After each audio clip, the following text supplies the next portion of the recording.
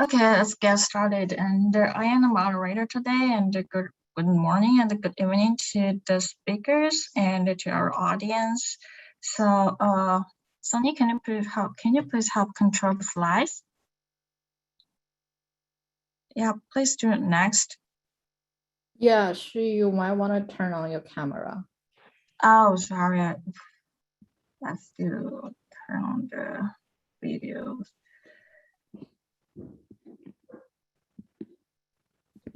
Oh my God, can you see my face? Okay, let's do the start. So welcome to our event. And this is our event. We're counting down to the COP26, which will gonna be happen tomorrow on October 31st, 2021. And it will be in the Glasgow, UK. And there are gonna be 4 goals for the COP26: the mitigation, adaptation, and the mobilized finance and the collaboration. So our topic for the event of today is to collaborate, how we work together through the governments, through the business and the civil societies to reach the goal to keep the global net zero by the mid of century and keep 1.5 degree within. Next, please. And this is our for session 1. Next, please. And can you skip to the introduction? Yeah, I will do a very short introduction about our organization. We are Energy Innovation Network, and we are founded in 2015. Next, please. We are founded in 2015 in the Silicon Valley, and is a global nonprofit organization powered by a group of volunteers. So we have volunteers from the United States, from Europe, from Asia Pacific, mainly the Greater China area and India. And we also have the volunteers from the Caribbean area and Africa. Since we are growing bigger, so we are having more appearance in the industries of high tech, energy, and climate. Next, please. And you will see the map on the screen. This is where we have over 3,500 members global-wide, and they cover over 100 regions. So the black dots shows where our members are located. And next, please. And what we do, we have 3 featured sessions in from our group. So the Enspire Summit was launched in 2019 in the Flowery Garden, California, and we attracted 300 participants to join our first Enspire Summit. And then last year, we do have a global competition for the Green Global Futures. So 12 of 200 candidates were selected to give a tech talk style speech and sharing their inspiring stories in the energy and climate. We do also provide education programs for the young professionals and the students who wants to pursue the career in the energy. And our first education program was in the January, and it was the renewable energy finance. We partnered with the prestigious professors from the UC Berkeley, Stanford, and Harvard, as well as the industry leaders from Tesla and Amgen Solar. So we do also have a series of events to help build industry networking for the mid-level professionals and high professionals. And from our event, they can share the insights on the energy and their specific field. And we do also have the startup mixtures for the climate investment. And we do have the distinguished speakers event. So the last year, and we've invited a Nobel Prize winner from UC Berkeley and the chief executive director from China Climate Strategy Center. So these are the 3 biggest features we offer from the EIN. Next, please. And we are, as I mentioned, we are powered by the group of volunteers. So our volunteers are the professionals from the renewable energy industries and business consulting firms and the top universities. Next, please. And these are our team members. Jan and Summer are our presidents, and Malin, she's the event team leader, and Rating, she's the education leader. And the next, yeah, these are the pictures of our volunteers for the year 2021. Next, please. Next, please. And this is our advisory board members. We have 4 advisors for a couple of years. Daniel Kalman, and he's the one of the administration member of administration of Biden government. And we have Karen Coffey. She is the global partner of the Navigant. Now it's a Guidehouse company. And we have Professor Lee and Josh from China and government, and I mean the Climate Strategy Center is a research center, and Josh, who has over 30 years experience in environment and energy. Next, please. And this is our contact information, and then we will start our recruitment, volunteer recruitment for the year 2021 to 2022 right after the summit. So please, if you're interested, anyone interested to be part of our family, so please send us a resume, and we will start the interview process as soon as we can. Thank you. And the next, please. And for today's session, we gonna have the session number 4, the collaborations, and we are having 5 speakers. There are, oh, Sonny, I lost your, I didn't see your slides. So we do have 5 speakers. There are Peggy and Peggy Liu from the Project Drawdown and the JUCCE, and we do have Kerry Krasinski and from Yale University, and Mrs. Yuen from the Sino-German Energy Partnership, and we do have Kiran from the Bloom Energy, and Dr. Rahul from the Emerging Technologies. So let's welcome the first speaker, Peggy Liu. Peggy is a chairperson for JUCCE and is a leading environmentalist. She is named Green Goddess of China by the Chinese press, and she travels to the world to consult the companies and the governments on this climate change, sustainable innovation, and collaborations with China. And the JUCCE is an environmental organization and has introduced smart grids to China and educated over 1,000 Chinese mayors and government leaders on how to build sustainable cities. So let's welcome Peggy. Thank you, Xiu. I'm going to start sharing my screen, my slides. Let's see. And I'll actually start my video as well. Hi, everybody. So as Xiu introduced me, I am Peggy Liu. I'm chairperson of a nonprofit called Joint US-China Collaboration on Clean Energy. And I've actually been working in the environmental field in a professional way since 2006.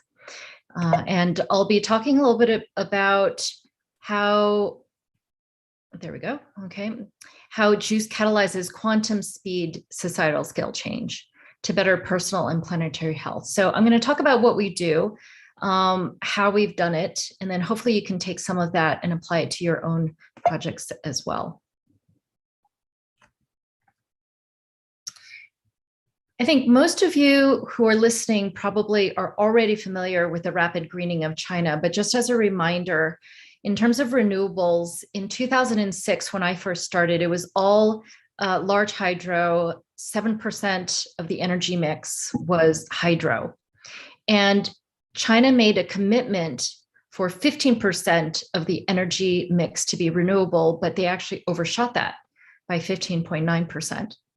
And recently, this year, China has changed the target for renewables in the year 2030 to 40% from a previous 20%. So that is really ambitious. And as a result, in terms of emissions, China went from the world's largest polluter for the first time in 2006 to estimating a peak of emissions before the climate agreement, the Paris Agreement date of 2030. So we're estimating 2025. And again, this year, Xi Jinping announced a net zero emissions target very ambitiously by 2060. So that's just a reminder. I want to first start with a little bit of a story to show you what this means for a local province called Gansu in China. It's actually the poorest province in China. And as you can see, it touches the Gobi Desert, and it also is bounded by the Himalayas. And so the weather is very unforgiving. It's the desert, it's the wind, it's the sun. For some reason, 26 million people still choose to call it their home because it is just a stunning place to live. But as you can see, there are sandstorms. The Chinese government has to build level 50 bridges just to get people out of the mountainous regions to get their products to sell into the cities. So Gansu is a tough place to live, but also because of the sun, because of the wind, it has the opportunity to become the world's largest wind farm, as you can see on the top right, and create some very, very large solar projects as well. So they've turned a lemon into lemonade. And with these types of large-scale changes, very, very rapid changes, looking forward to the future, turning lemons into lemonade, China has been able to go from the factory of the world to the clean tech laboratory of the world in single-digit years. And because of this, individuals like myself and this young 15-year-old at the time, we have been able to make massive changes across China with just our imagination. So this 15-year-old Chinese girl won a speaking contest at a UN event, and she said that she has the ambition to get teens involved in renewables. And so she created this photoshopped panda on top of a solar farm on the bottom left. What has actually happened in a very short period of years is that there's a real company called Panda Green Energy Company, and Chinese banks have come together to commit $3 billion to build 100 of these across China, starting with one young 15-year-old girl's imagination. So today I want to very quickly run through 3 examples of what we've done in the last, I guess, 15 years or so since we started in 2007. And I want to give you some nuggets from what I've learned, what I'm now calling tornado leadership. I'll be coming out with a book to help people all over the world, change makers to young people alike, to learn how JUCCE, a very small organization, has been able to make huge China-wide changes in a very short amount of time. Starting with the MIT Forum on the Future of Energy in China, which is a conference that I produced that accidentally became the first US-China public dialogue on clean energy. This was the second ranking energy government official within the NDRC and somebody who worked for George Bush at the time. Myself, I'm a cross-cultural bridge. I live in Shanghai, although now with COVID, I'm sort of wandering around the US. I'm born in the US, but I have spent my life basically being very bilingual and bicultural. And I think this is the key, the number one key to cooperation is, and programmatic collaboration that is effective, is really to have somebody who is not just a translator, not just an expert in a particular industry, but a true cross-cultural bridge. The first thing that we were asked to do was to introduce something quite audacious and brand new at the time. And that was to introduce the smart grid to China at a time when the term smart grid didn't even exist. We committed at the Clinton Global Initiative to do 3 forums between some of the top US experts. Here are just a few of them at the beginning of one of the forums. From the CEO and CTO of Duke Energy, now the largest utility in the US, to the US Department of Energy, to McKinsey, to Cisco and IBM VPs. This resulted in less than 3 years, actually, this resulted in China State Grid committing $7.2 billion to install grid-wide smart grid by 2020. In the last forum, which was in Yangzhou, which is Jiang Zemin's hometown, this is the head of the US Department of Energy in China and the deputy mayor of Yangzhou at the time. And we were talking about collaborating on what became China's first smart grid demonstration hub. This was, believe it or not, built in 9 months, a 200-mu demonstration hub, mixed use, that I was literally cutting the ribbon. I'm the very short woman in the black and white on the left, in 9 months from scratch. So this gives you an idea of the determination for a city's leadership to take advantage of industrial opportunities, job opportunities, accolades from the central government whenever there is something new and noteworthy and definitely sustainable involved. So China, in a very short number of years, less than 3 years, went from a completely inefficient grid to demonstrating that they were going to be the smart grid leader. Now there's over 500 smart city pilots, and this has completely revolutionized the ability for China to on-ramp renewables. So what I've learned in terms of launching what I call tornado-styled movements from an energetic point of view is that there's a process for change makers like us to start from an idea to launch what I call tornado movements that energetically, like Dorothy, take you from Kansas to Oz in a blink of an eye at quantum speed, at quantum scale. This is doable. It's also urgently needed with the climate change really catastrophe that the globe is facing. So the first step starts when you have tornado wind shear. And this happens when you have independent groups sort of blowing, doing their own thing. They're not coordinating, and it's sort of all over the place at different wind speeds. And then somebody has a dream, like Ada, the 15-year-old girl, or like myself coming in with a smart grid initiative. And we create this warm, heated updraft where we dream what the future looks like in detail.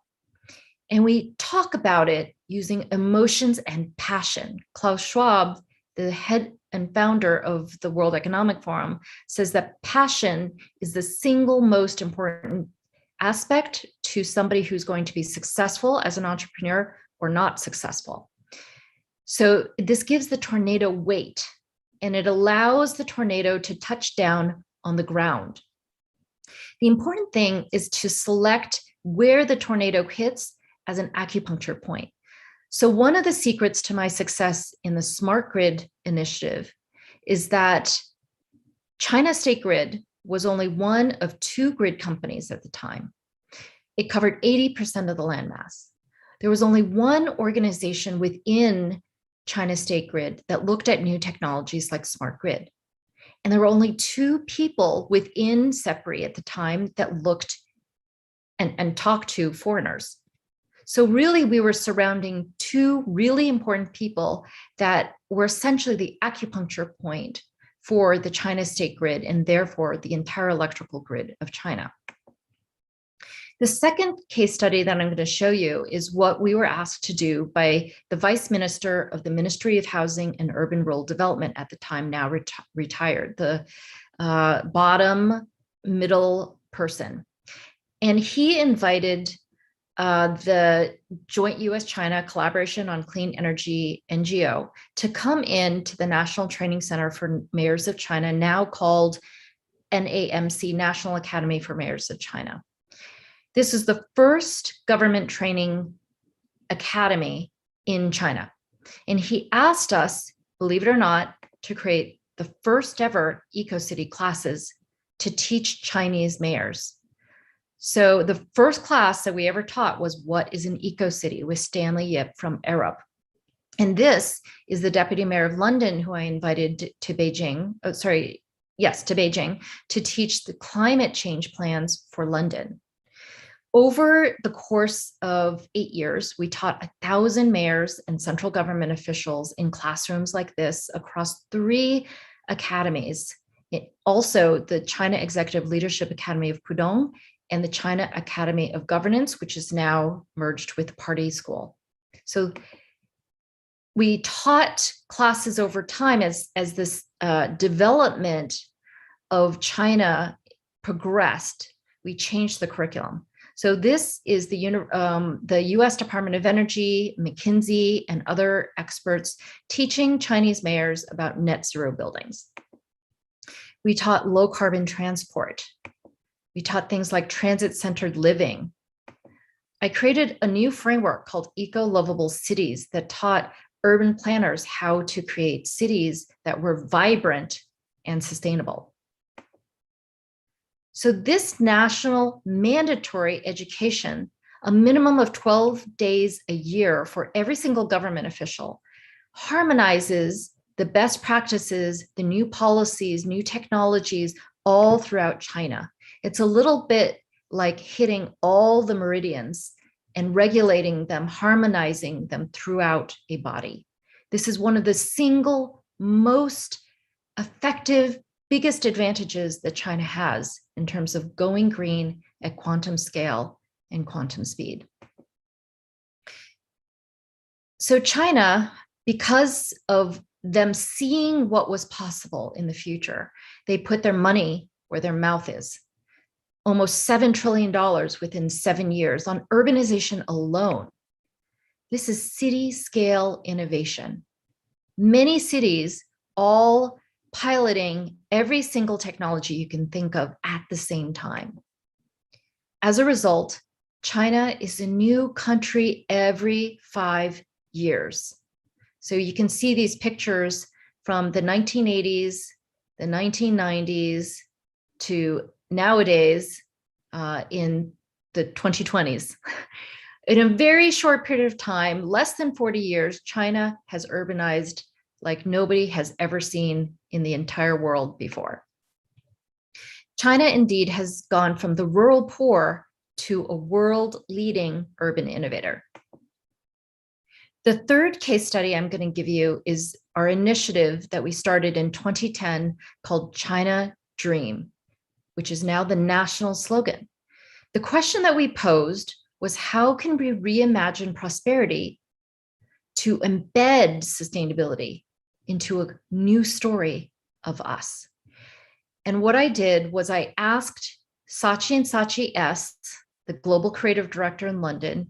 I asked the head of Ogilvy Green.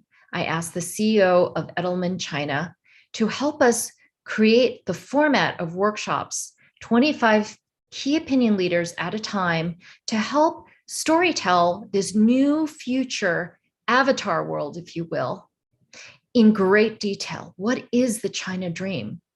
And how can we describe that with beautiful emotion?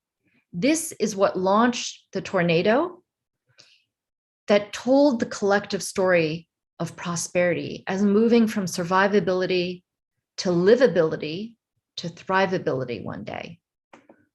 In this China dream, the national slogan is now every single place, whether it's commercial product ads to subway ads to farmlands. This China dream, my dream, is everywhere. In fact, balancing economy and environment is absolutely highest priority to the national China dream, the national policy. So China has gone from people in the 70s, the 80s, with absolutely no dream, not daring to dream about their future, to a beautiful collective China dream. This storytelling with a sense of wonder helps imagery become reality. So you can see that some of these are indeed real and built. The bottom right, even though it looks like a UFO landed splat onto the ground, is actually the new airport in Beijing. So what I have learned about tornado movements and making them build at a speed that will strengthen and just launch you through a vortex into a completely different future is that to increase the width of a tornado, the really important thing is to dream the future in detail. Every single one of these case studies, I came with very specific details of what everyday life would look like in the future. And then increasing the tornado density is about magnetizing people to this tornado, going in the same speed, same direction into this vortex through the heart, through emotions. Speaking to people's hearts and not their heads is one of the single biggest lessons that I personally had to learn and embody as a leader, as a tornado leader, in order to lead these massive movements. The tornado path is not something that anybody can control. It can switch as early as 5 minutes from launching down into the ground on an acupuncture point. You cannot control a tornado's path. If you do, you slow it down, you create friction, and it disperses the energy, it stops the movement. The only thing that you can do is surrender all controls. Stop doing business plans, stop doing measurements, stop worrying about how to. It will take care of yourself. You need to leap into the vortex, flow with the tornado, and use your senses to sense where the tornado is flowing. The sensory body, not the thinking body, becomes the most important thing to a tornado leader. If you're thinking, it's too slow. All those spreadsheets, all those white papers of different scenarios, at most are going to give you exponential growth, but most of the time, incremental progress. And in the climate field, frankly, I am afraid that many people don't even read those, and they're trying to make people fearful of the future. That only allows for maybe, at best, a spike in behavior change. The last thing from these three cases that I've presented to you is that every single one reached a point where China was irrevocably changed in 3 years. Smart grid, it took 2.5 years for China State Grid to commit $7.2 billion, 3 years to get Yangzhou to almost finish building China's first ever smart grid demo hub. The mayoral training for eco-cities started in 2008, and for sure by 2011, China had already been using cities as experimental hubs for almost every single technology that was commercially viable at the time. And China Dream in 2010 became the national slogan, October 2012, when Xi Jinping came into power. Now, China is ready to not just collaborate and learn from the outside, but to bring what they've learned to friends all around the world. This is the Loess Plateau in the northeast of China. And in a size of France, it's become permaculture, a utopia of permaculture, I would say, from complete desert with the help of the World Bank over the course of 10 years. This is a man named Yuen who he died when he was 90. I would say he spent 40 years, let's see, from the 1970s when he first introduced hybrid rice. So more than 40 years, I would say, really experimenting with how do you create hybrid rice that would grow in places that were polluted with environmental toxins like the bottom left, or in salinated water like the bottom right. And using rice diplomacy, he's taking, or I would say the institute that he founded is taking those hybrid varieties and giving them for free to places like Dubai, places in Africa, Pakistan, places that are in need to help feed the world. The last lesson that I'll talk briefly about is merging multiple tornadoes in unison, in collaboration. what happens at the middle of this multi-vortex suction tornado is that there is a resonance of a reality that somebody has created, like the China Dream or like Smart Grid. And that becomes the sort of emotional center, the emotional heart, the center of gravity, the center of the tornado's path. And all of the different groups' efforts, if they're working around the same vision, they don't have to be doing the same thing, but together it creates a mega tornado. And this is really when societal change happens at quantum speed and quantum scale. So that's a little bit of insight into how one small group of people, indeed one person's vision, can create change across the size of a country of 1.45 billion people that has ripple effects across a world that's almost 8 billion people in just a few short single years, 3 years or less, in a framework that I call tornado leadership. I hope that you can take some of these concepts and think about how you can apply them to your own initiatives and start to launch your own tornadoes. Thank you so much for having me, EIN, and please feel free to reach out to me on any social media network at Shanghai Peggy. Thanks, Peggy. And I do have a question for you. So when you educate Chinese mayors and the government leaders, so what is the biggest challenge you've met?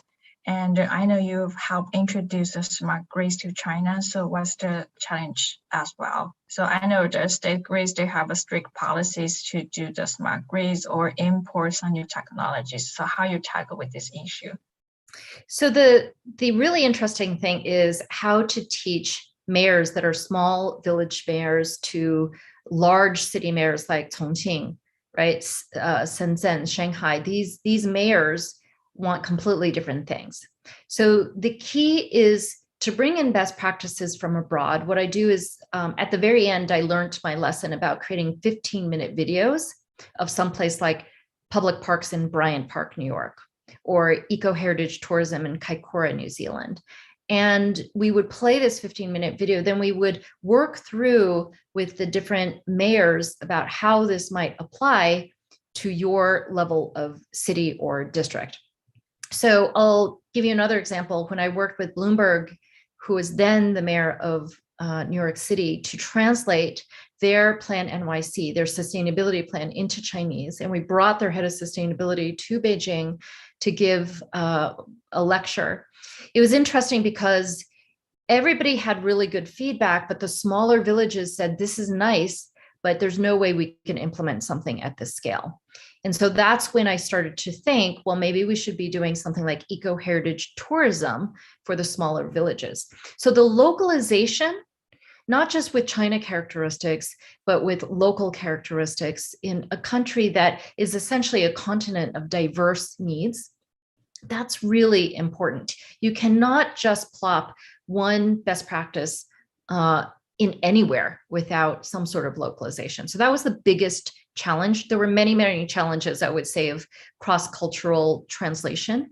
And then working to teach the mayors, the way that we taught also changed from 2008 to 8 years later. So we changed the teaching methodology that these academies were willing to accept.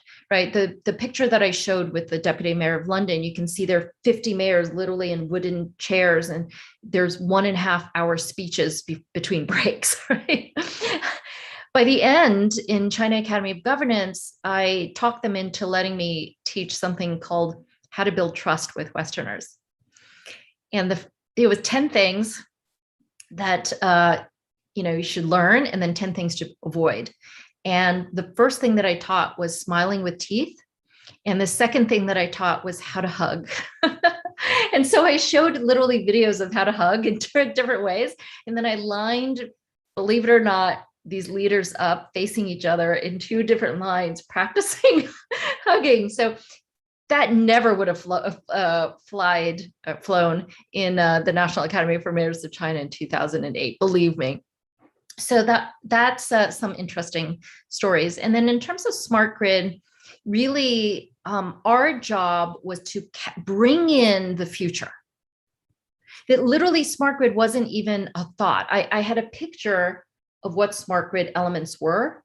And the China State Grid, I remember this really clearly. They looked at it and said, what is this? It looks like an electric vehicle.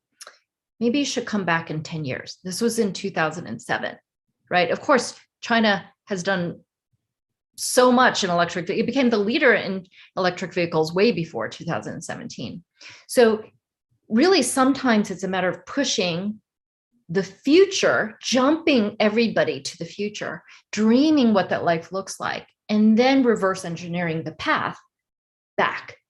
Okay. So our job was not to work on at this stage now, like 2007, 20, I don't know, it's almost 13, 14 years later, right?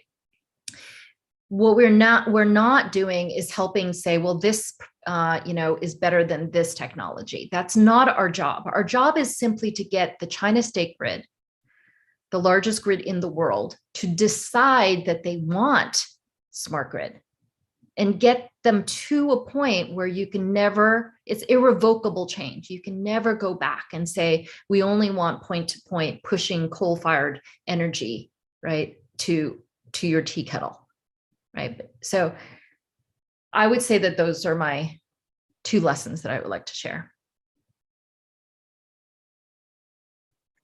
Thank you, Peggy. And there seems one person raised their hands. So, oh my God, I don't know how to use the Zoom feature.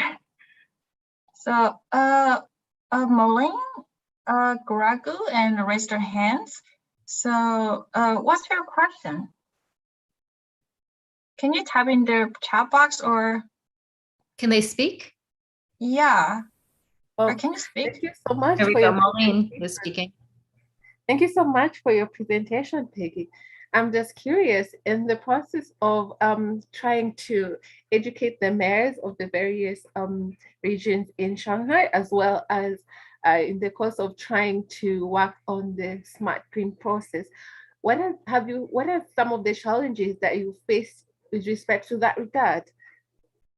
Oh, I think I just answered that question, hopefully. Oh, is that good enough in terms of localization? Okay.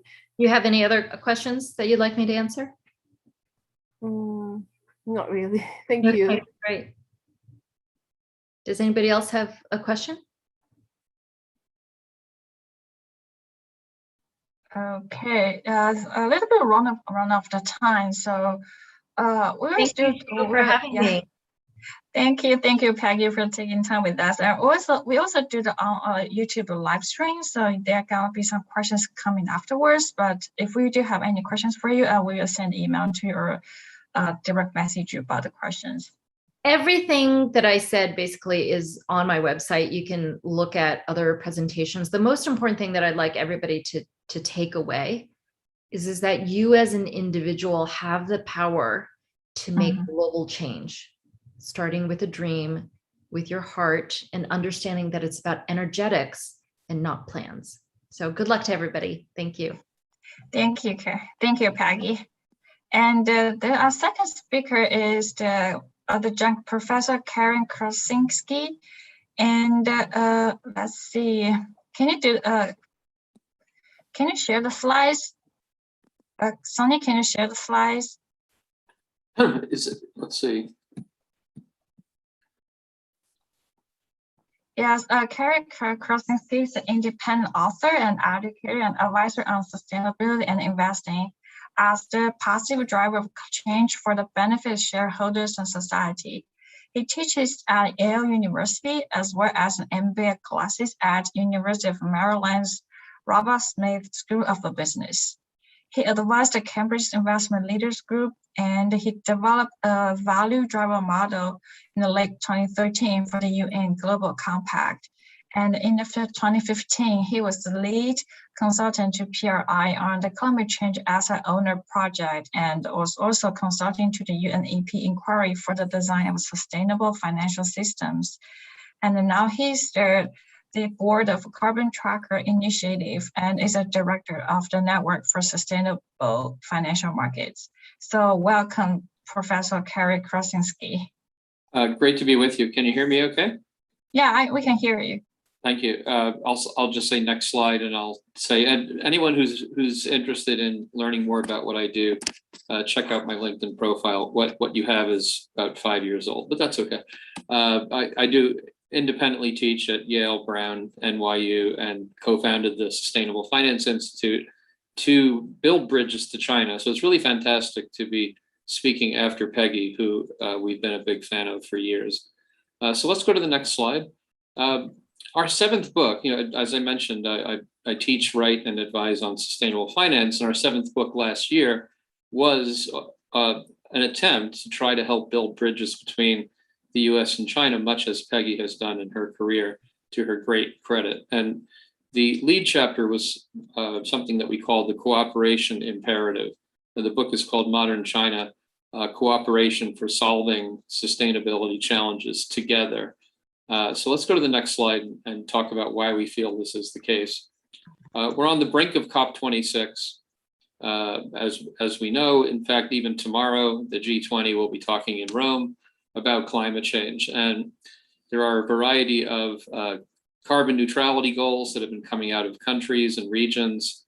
It's an exciting opportunity to get leaders and people to build a consensus for what we need to do. For whatever reason, we don't have that consensus. And I remain completely 100% convinced that the missing piece of solving climate change is getting people together, young people from around the world to agree on a common agenda. For whatever reason, we're still working out what that looks like. So let's go to the next slide. For all of the exciting carbon neutrality, net zero goals, we feel that those ambitions are actually insufficient. Why do we say that? We're actually giving a talk at COP26 on Tuesday. If you can go to the next slide, you'll see that we believe that net zero shouldn't be the goal for, say, a Western asset owner, like a large pension fund or a corporation. If we only have a handful of such commitments, and they're fine, they're just insufficient. What we need to do is to lower global annual carbon emissions quickly, and we need to solve the SDGs overall by 2030. I believe the SDGs are a wonderful set of outcomes that the UN has put together. Unfortunately, there isn't a roadmap for solving them, but trying to solve them together, we'd have a much better chance of solving them than if we try to solve them in isolation. Asia is already 50% of the global economy, as I'm sure we all know. But these net zero ambitions in the West arguably ignore the needs of the developing world. So we're a little bit puzzled as to why net zero is the only ambition that we hear about. How will countries where coal is the cheapest option and have struggling economies ever get the money to pay for the transitions that are clearly necessary? So we're a little bit puzzled by the set of ambitions that we see in the West. Much as we applaud them at the same time, they're just insufficient. There's a big divestment movement that really bothers us, frankly, because it doesn't solve a thing. The companies don't cease to exist. The problems continue. The annual carbon emissions continue. And we risk wasting young people's valuable time and energy with negative approaches. We totally agree with Peggy. We need positive approaches. We need investment, not divestment. We need global investment to a large scale to try to achieve what we need to achieve, not only in climate, but also the other impact issues that concern us all. We believe that the best chance we have of success is to go all in on 5 areas, and that would be corporate action, on investment, on innovation. And in all 3 areas, we're seeing more action, which is fantastic. We need even more. We need to push harder. And mostly we need what I said to start with. We need a global consensus of people agreeing on what we need to achieve. And we just don't have that. And I wish we would spend more time on that, building that global consensus from the ground up. And then policy can support these other 4 areas. So we're a little bit puzzled by the COP process, because we need corporate action, investment action, innovation, and a consensus of global individuals. None of that has anything to do with country level commitments. So we think the entire framework is wrong, and we've been saying that for about 10 years. People and their choices represent roughly 2/3 of global annual carbon emissions. Corporations only 1/3. Generation Investment Management did a study recently estimating that's 40%, still a minority. We believe that's a slight overstatement. So we really need to get people on board with what we're trying to do. Let's go to the next slide, please. China, in our experience, we hosted an event in Shenzhen in 2019 as the Sustainable Finance Institute, which was about the future of sustainable finance in China. We remain convinced that China has perhaps the best chance to catalyze the sort of action we need to see across the world. And so it's been fantastic to see China become a leader in sustainable investing and to show increasing interest in the concepts of ESG and carbon neutrality. China has risen up very quickly, really since 2015, out of nowhere, to become a major leader in instruments such as green bonds and climate bonds. Let's go to the next slide. China's also been a leader, as I'm sure we all know, in adding renewable electricity capacity. And so, to its great credit, as we can see from the bar graph over time, China has continued to do more and more of its part, and has only increased its ambitions even in the last few days, which is fantastic. So, why are we not working together more to encourage these areas of progress together? Is what we are puzzled by, both previous and frankly the current administration as well. Let's go to the next slide. There is also a jobs benefit, and we expected this current U.S. administration to really focus on this. And this is the thing makes me scratch my head the most. I expected the Biden administration to come in really pushing the fact that there would be a net new excellent job situation created. Studies have shown that through the carbon neutrality, carbon peaking, low carbon transition, more good jobs are created than will be lost. And so I don't know why that message hasn't been pushed harder. It's been pushed some by people like Brian Deese, who used to be the head of sustainable finance at BlackRock and is now the head of the National Economic Council for the White House. You see him tweet about this on occasion, but it hasn't been a big message. And perhaps it's partly just there's so many issues these days, whether they have to do with health or the debates in Congress. But there will be more better jobs created through the transition than will be lost. And I don't know why we haven't focused harder on that. Anyway, let's go to the next slide. We see 6 reasons that China would want to shift to a climate-friendly economy. And this is something the Sustainable Finance Institute has been arguing for a few years now. We believe that the investment landscape will shift and that smart money will be attracted accordingly. We believe it provides an innovation and competitiveness edge to the countries that get this earliest and move fastest. So whoever transforms earlier and faster will have a competitiveness edge. There is an economic sustainability argument. So China's dual model of both continuing to work globally, but also looking internally, would figure to enhance its economic sustainability more generally. Again, to the jobs issue, the same scenario is expected in China that we've seen in the US in that study. We expect more good jobs to be created in China, where they're needed, outside of cities as well, where the manufacturing occurs. So it's better for jobs and for markets, and it's better for national security to be less reliant on foreign energy, which has been a problem in China, not just the US. And also geopolitical landscape changes, which reflect all of the above. So there's really no reason China wouldn't want to be continuing to shift towards becoming climate solutions source, not only for itself, but for the world. So let's go to the next slide. One thing that it's really important to note, and I think we've all seen this, is for all of the political rhetoric that we might see, at the same time, China has the second largest pool of wealth, as you can see on the left. And so every single large financial institution that we know is full speed ahead into China. There's no hesitation for those firms to come in, whether it's Goldman, JP Morgan, BlackRock, Blackstone, and so on. Everyone in the financial services sector is racing into China to do business. That's great. We need to see that in more sectors, and to lower the barriers of conflict and dispute, and try to work together where there are disagreements, and try to work those things out positively together.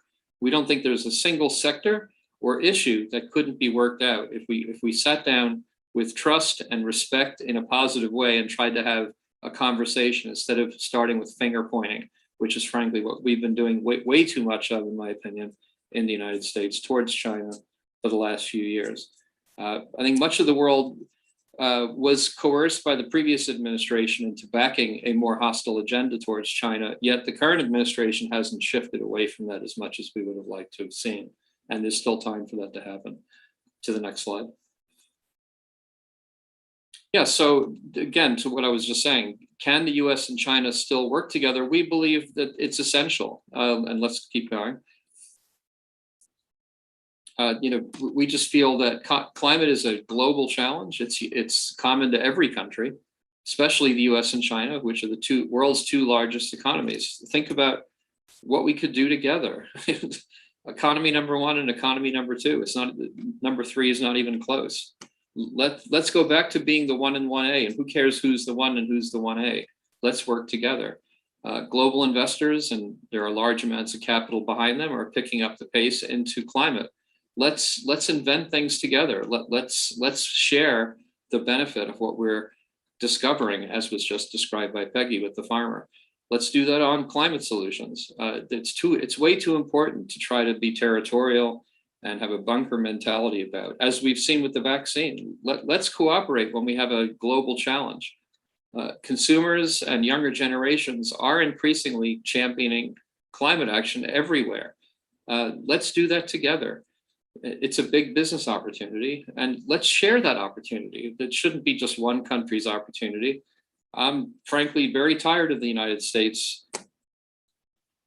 trying to create a monopoly on technology. I don't think that's right. Why should the United States be the world's power on technology only? How does that make any sense? I'd like to see the United States have a strong economy, but I don't see how that's the right approach. Let's work on these things together and find ways to help each other and build success together. That will strengthen the US economy as well. Let's go to the next slide. That's why we did our book on China last year. It was our 7th. We had 12 students from Brown University, and my co-founder and partner at the Sustainable Finance Institute, Johnny Wong, who's a leader of his own. I wish he could talk to you as well. Someone who's been a hydrogen expert for 20 years, fascinating individual. We believe this was the first book calling for more cooperation between China and the West to solve sustainability challenges together, and we remain convinced that that's the right way forward. We were honored to have a foreword by Dr. Ma Jun, the chairman of China's Green Finance Association.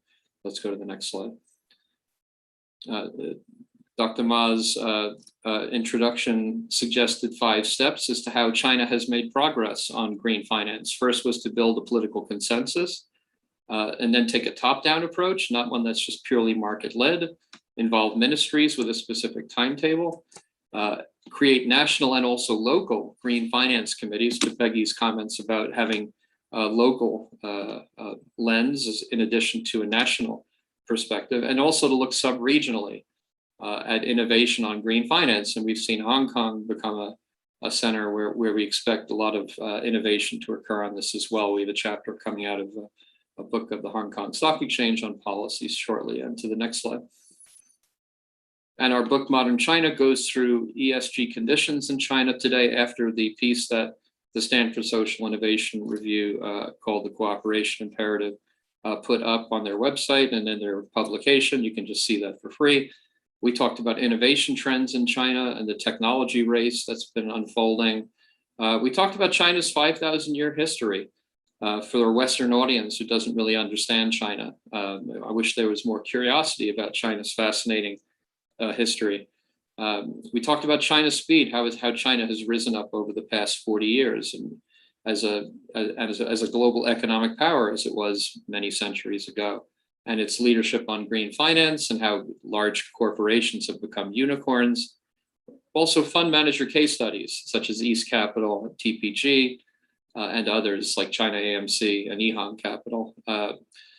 We talked about the implications of greening the Belt and Road Initiative, trends in green bonds, and how China interacts with the rest of the world and how rapidly that's changing. And our conclusions talked about the 10 steps we suggested to investors in seizing the opportunities in China.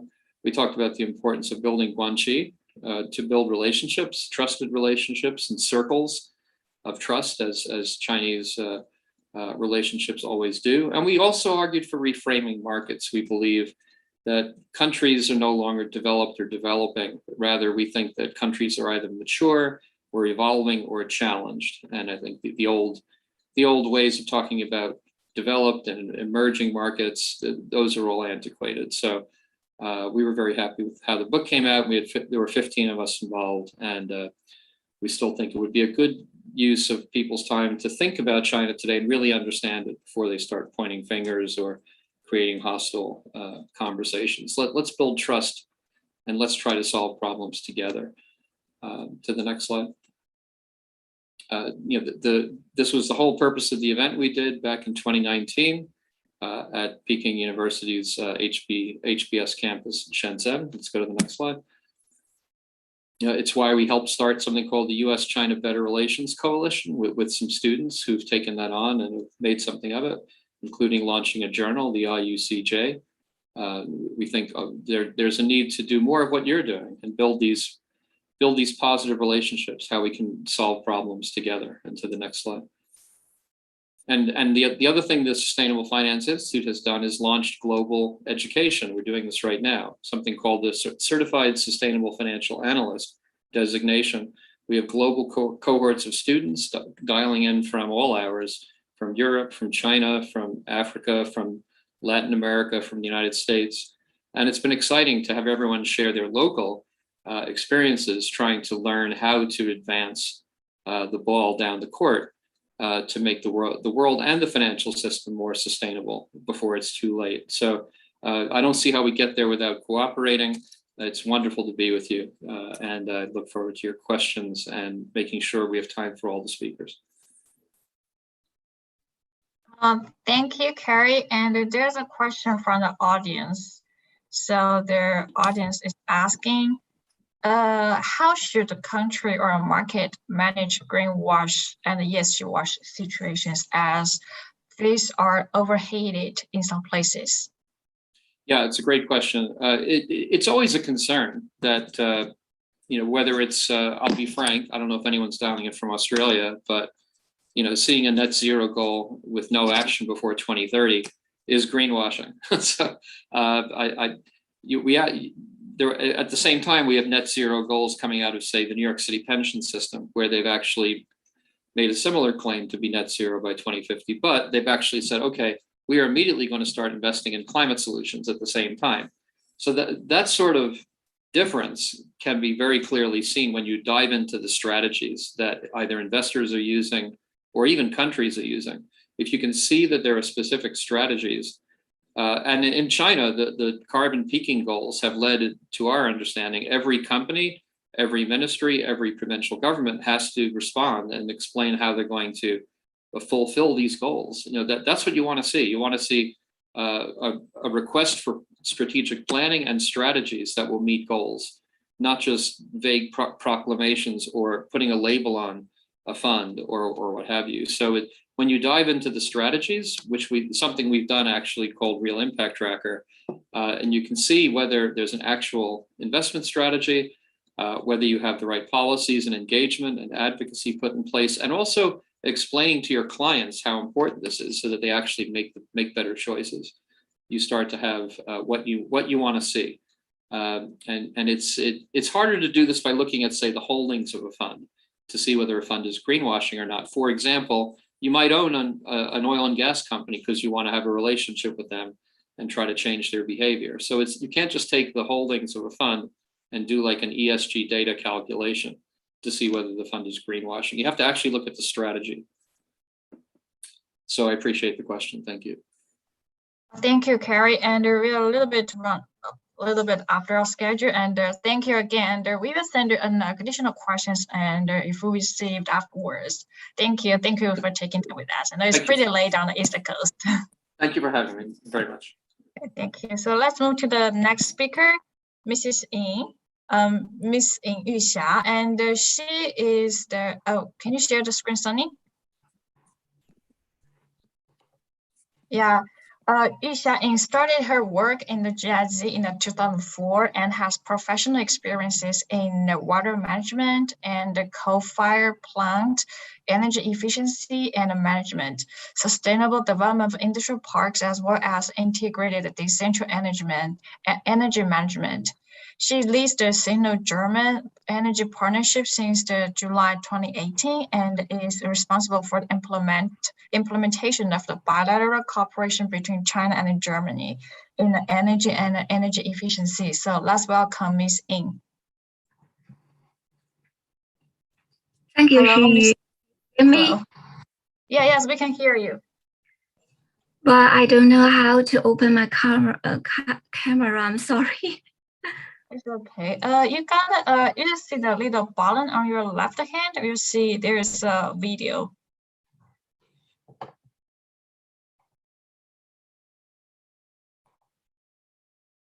Yes, we saw you. Yeah, yes, I can see your face. Okay. Yeah, thank yes, you. please do. Thank you, Xu. Thank you for inviting me. Okay, I can see the presentation. Thank you. Good morning and good evening, everyone. It's my great honor to join this webinar and share some ideas or the practical cases with you. My name is Yuxia and I work for the German Federal Agency for International Cooperation, GIZ for short. I'm leading the bilateral cooperation program, Sino-German Energy Partnership from 2018. Next slides, please. Shi assigned me 2 tasks for today's workshop. One is a practical case for collaboration, and the other is a German approach to carbon neutrality.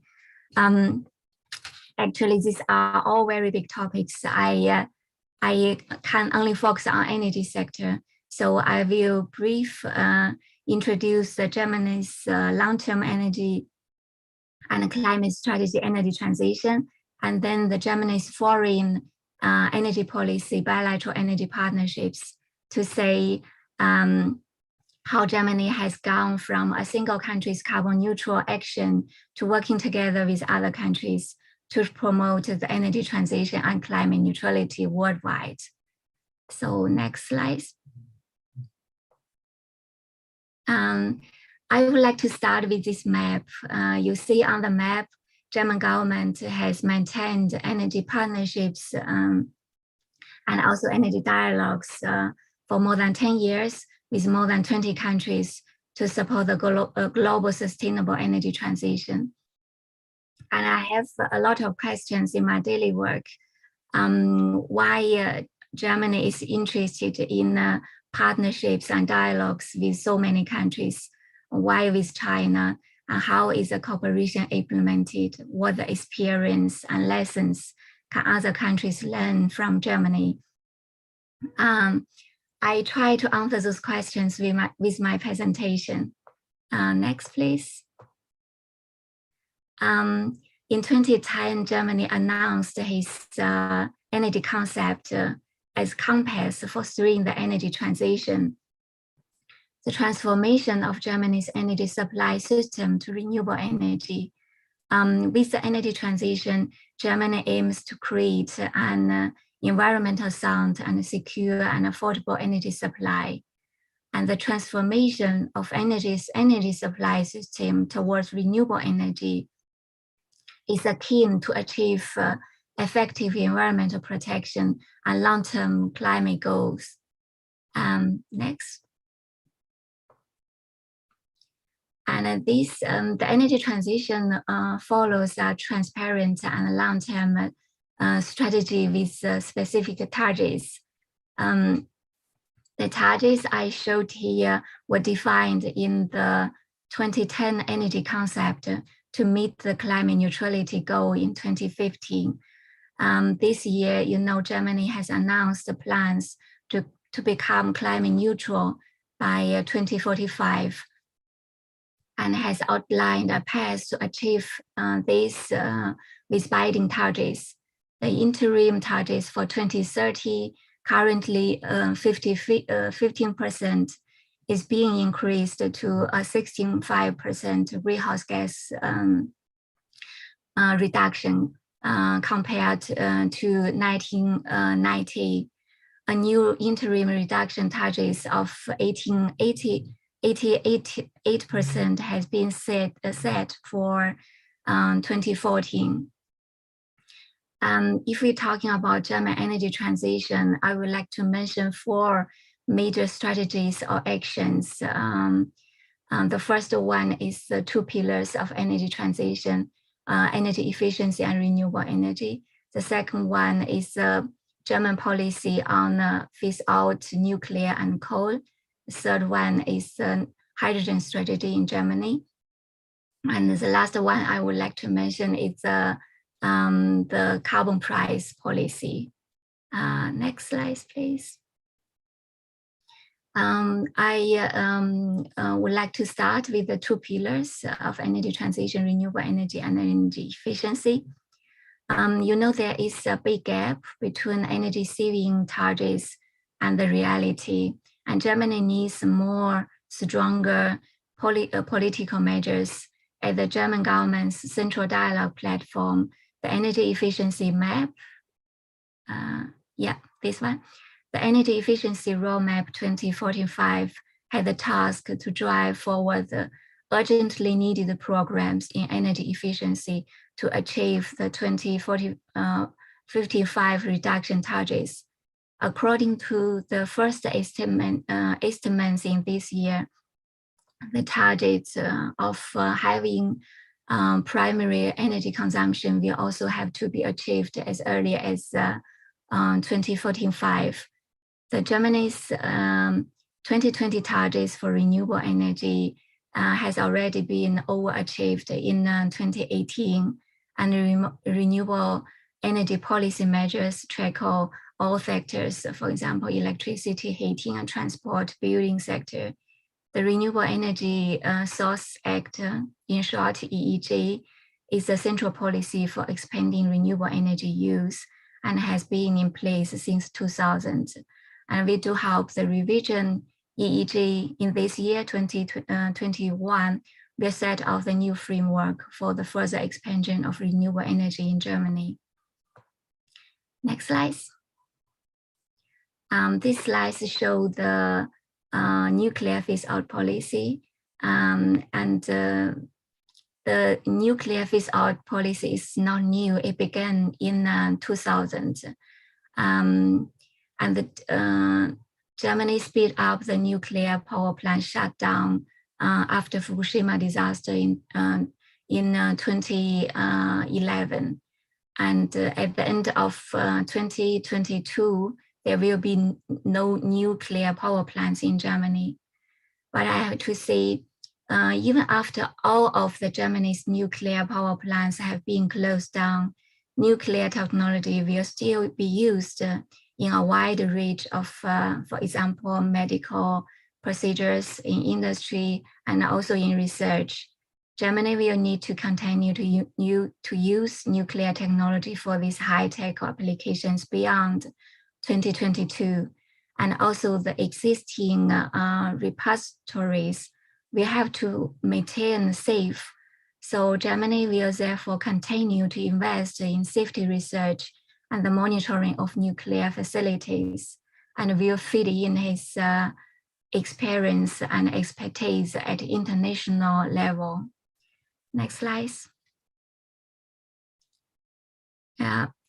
In July 2020, Germany has adopted its Coal Exit Act for phase out coal generation by 2038, together with the Structure Strengthening Act to support Germany's coal regions in their transmission from investment in programs for innovation, research, and instruction. Germany's net installed capacity of lignite and hard coal power plants was about 14.3 gigawatt in 2020. This represents around 50% of the conventional capacity in Germany. And then you see this map shows the location of lignite and hard coal power plants in Germany, and those which have been transferred to the security reservoir. And I have been asked all the time about the Germany's electricity supply secure.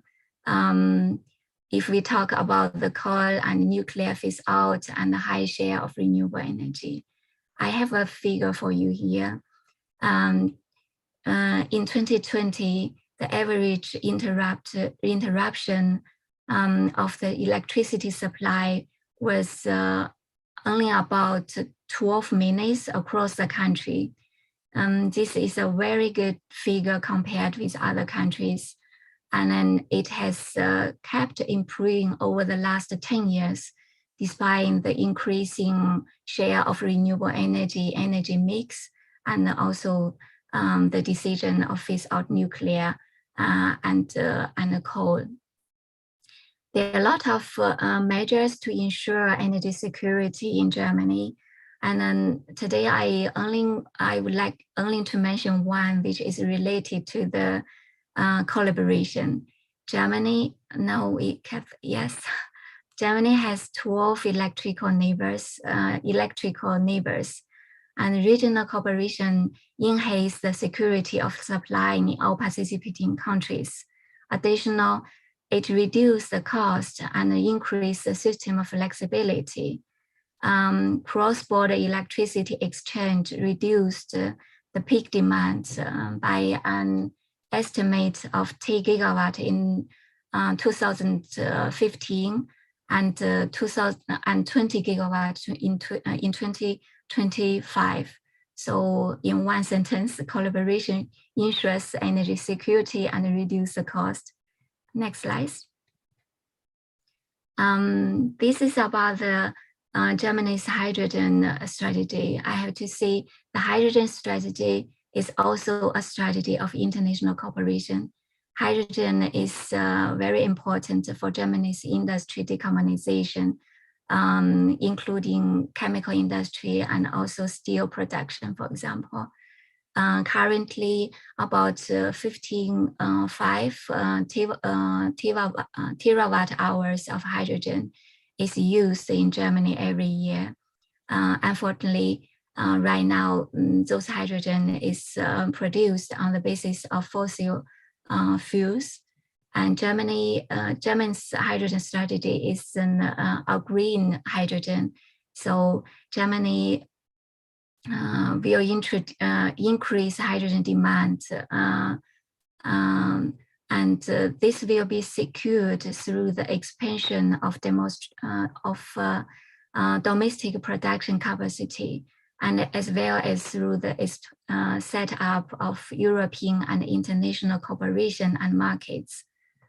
A strong and sustainable domestic hydrogen market creates a very important signal for the use of hydrogen technology abroad.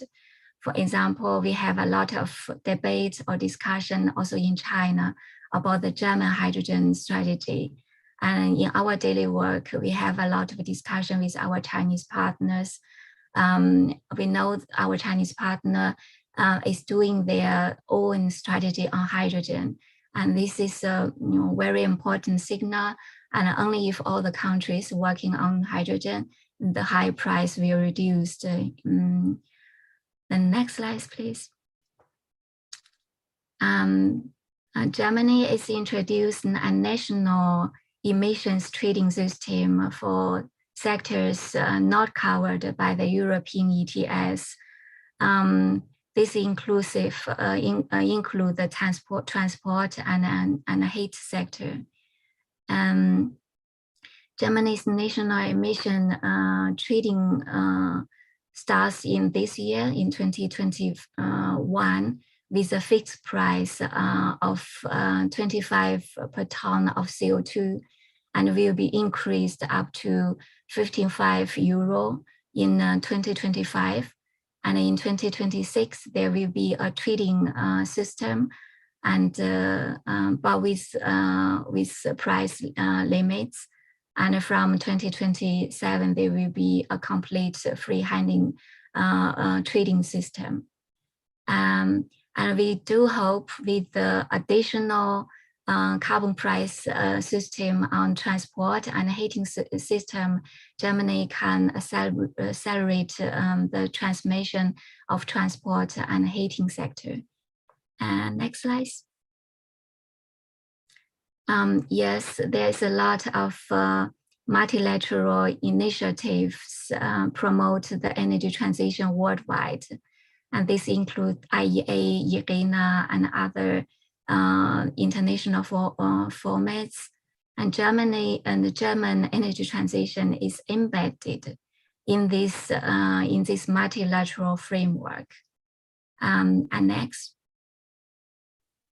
And now we come back to the first slides I showed you at the beginning with the map, the energy partnerships and energy dialogues worldwide.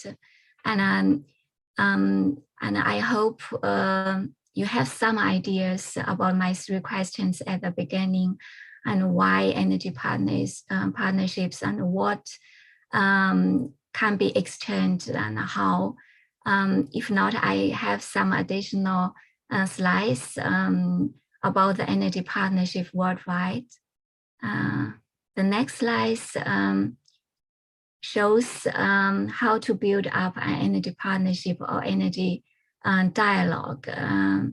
In an energy partnership, Germany works directly with a partner country on energy policy issues relating to the energy transition. And each of the partnerships is based on abiding documents like Memorandum of Understanding signed at a high political level, and cooperation at a practical level takes place always within a formalized structure. For example, the thematic working groups. The next slide. This slide is explicit about why the energy partnerships and energy dialogues are the German government's most important instrument for exchanging views on energy policy and economic issues, as well as advances in the energy transition with partner countries worldwide. Key issues include, for example, the expansion of renewable energy, increase energy efficiency, and also the power grid expansion and system integration for renewables. Finding better solutions to all these issues pays off economically for both sides, speed up the global energy transition, and make them cheaper thanks to growing sales market. Aside from political exchange, the energy partnerships also offer an important dialogue platform for business and science. The next slide shows the structure of energy partnership between Germany and China. In China, we have National Energy Administration, in short NEA, and the National Commission for Development and Reform, NDRC, as our political partner. As part of the bilateral agreements between China and Germany, 2 thematic working groups has been set up. The working group energy in cooperation with NEA, focus on renewable energy, power markets, and the flexibility of power system and storage, and also storage, biomethane, hydrogen. It covers almost all the topics in energy area. And the second working group, energy efficiency, in cooperation with NDRC, focus on energy efficiency in buildings and industries.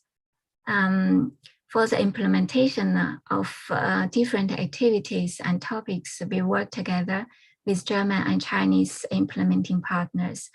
For example, the German Energy Agency, Agora Energiewende, and also Chinese National Energy Conservation Center, Energy Research Institute, etc. The next slide shows the focus and the instruments of Sino-German Energy Partnership. For instance, government dialogues and policy advice, and also the communication for energy transition in both countries. And then cooperation with business, with companies is also an important part of our daily work. Next slide.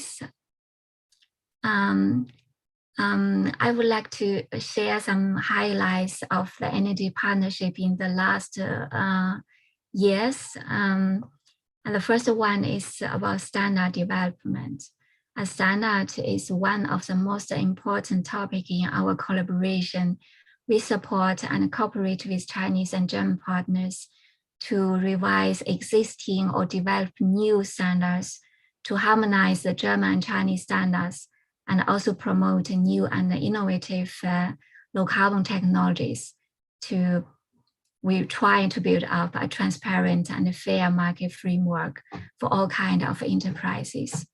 And second one is our results on technical exchange or political exchange.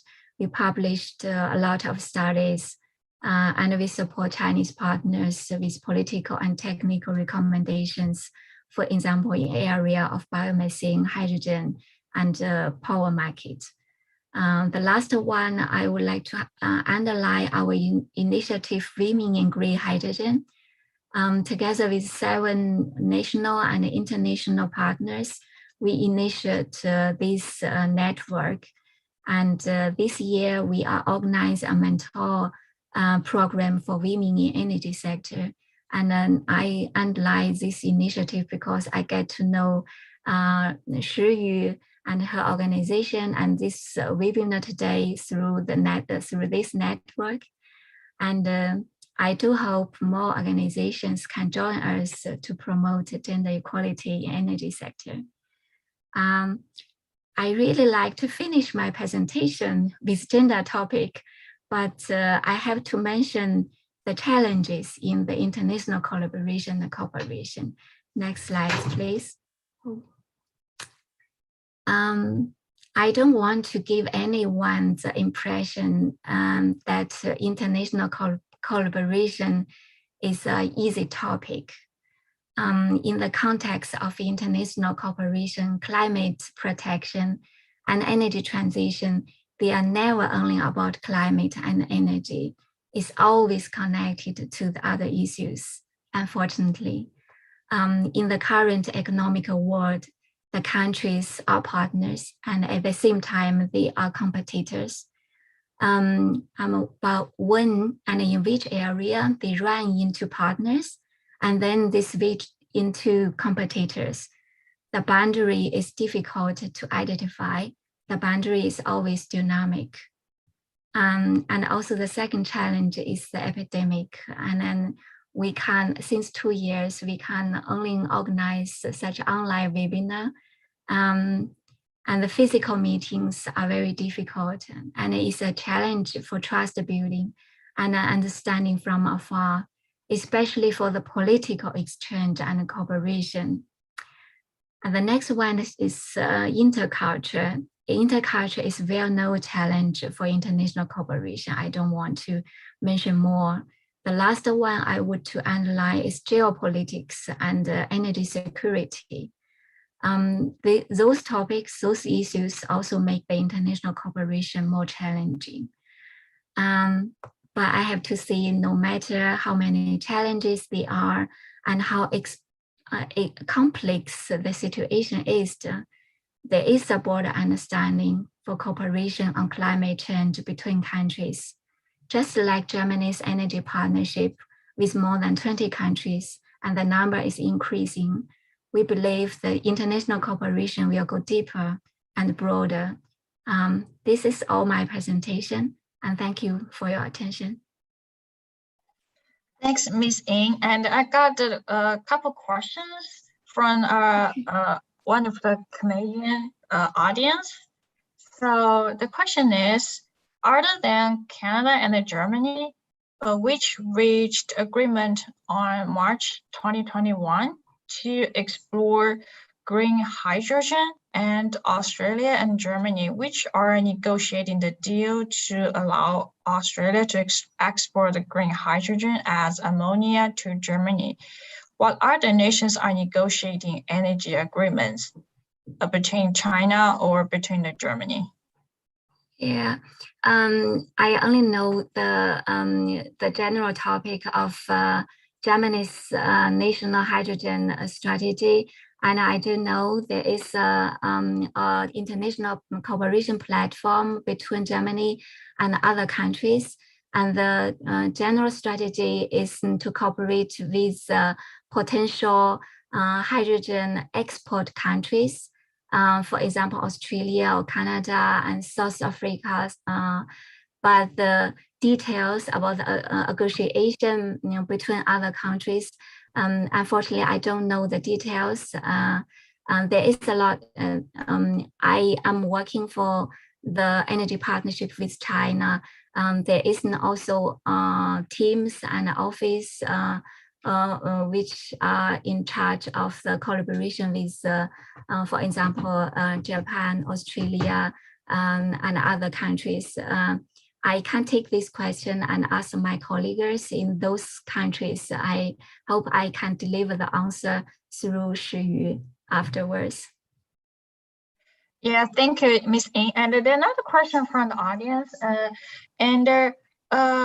What the relationship or how the Germany cooperates with the European Union, since Germany is a part of the European Union, and how Germany reached the carbon neutrality without a coal plant?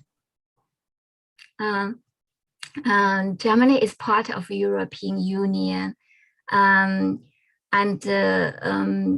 without European countries or the neighbors, Germany can't achieve its energy transition goal.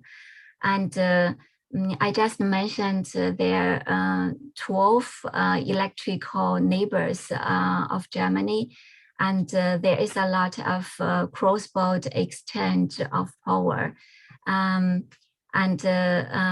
Right, this is a very important issue for Germany to have their neighbors and to have a European power grid.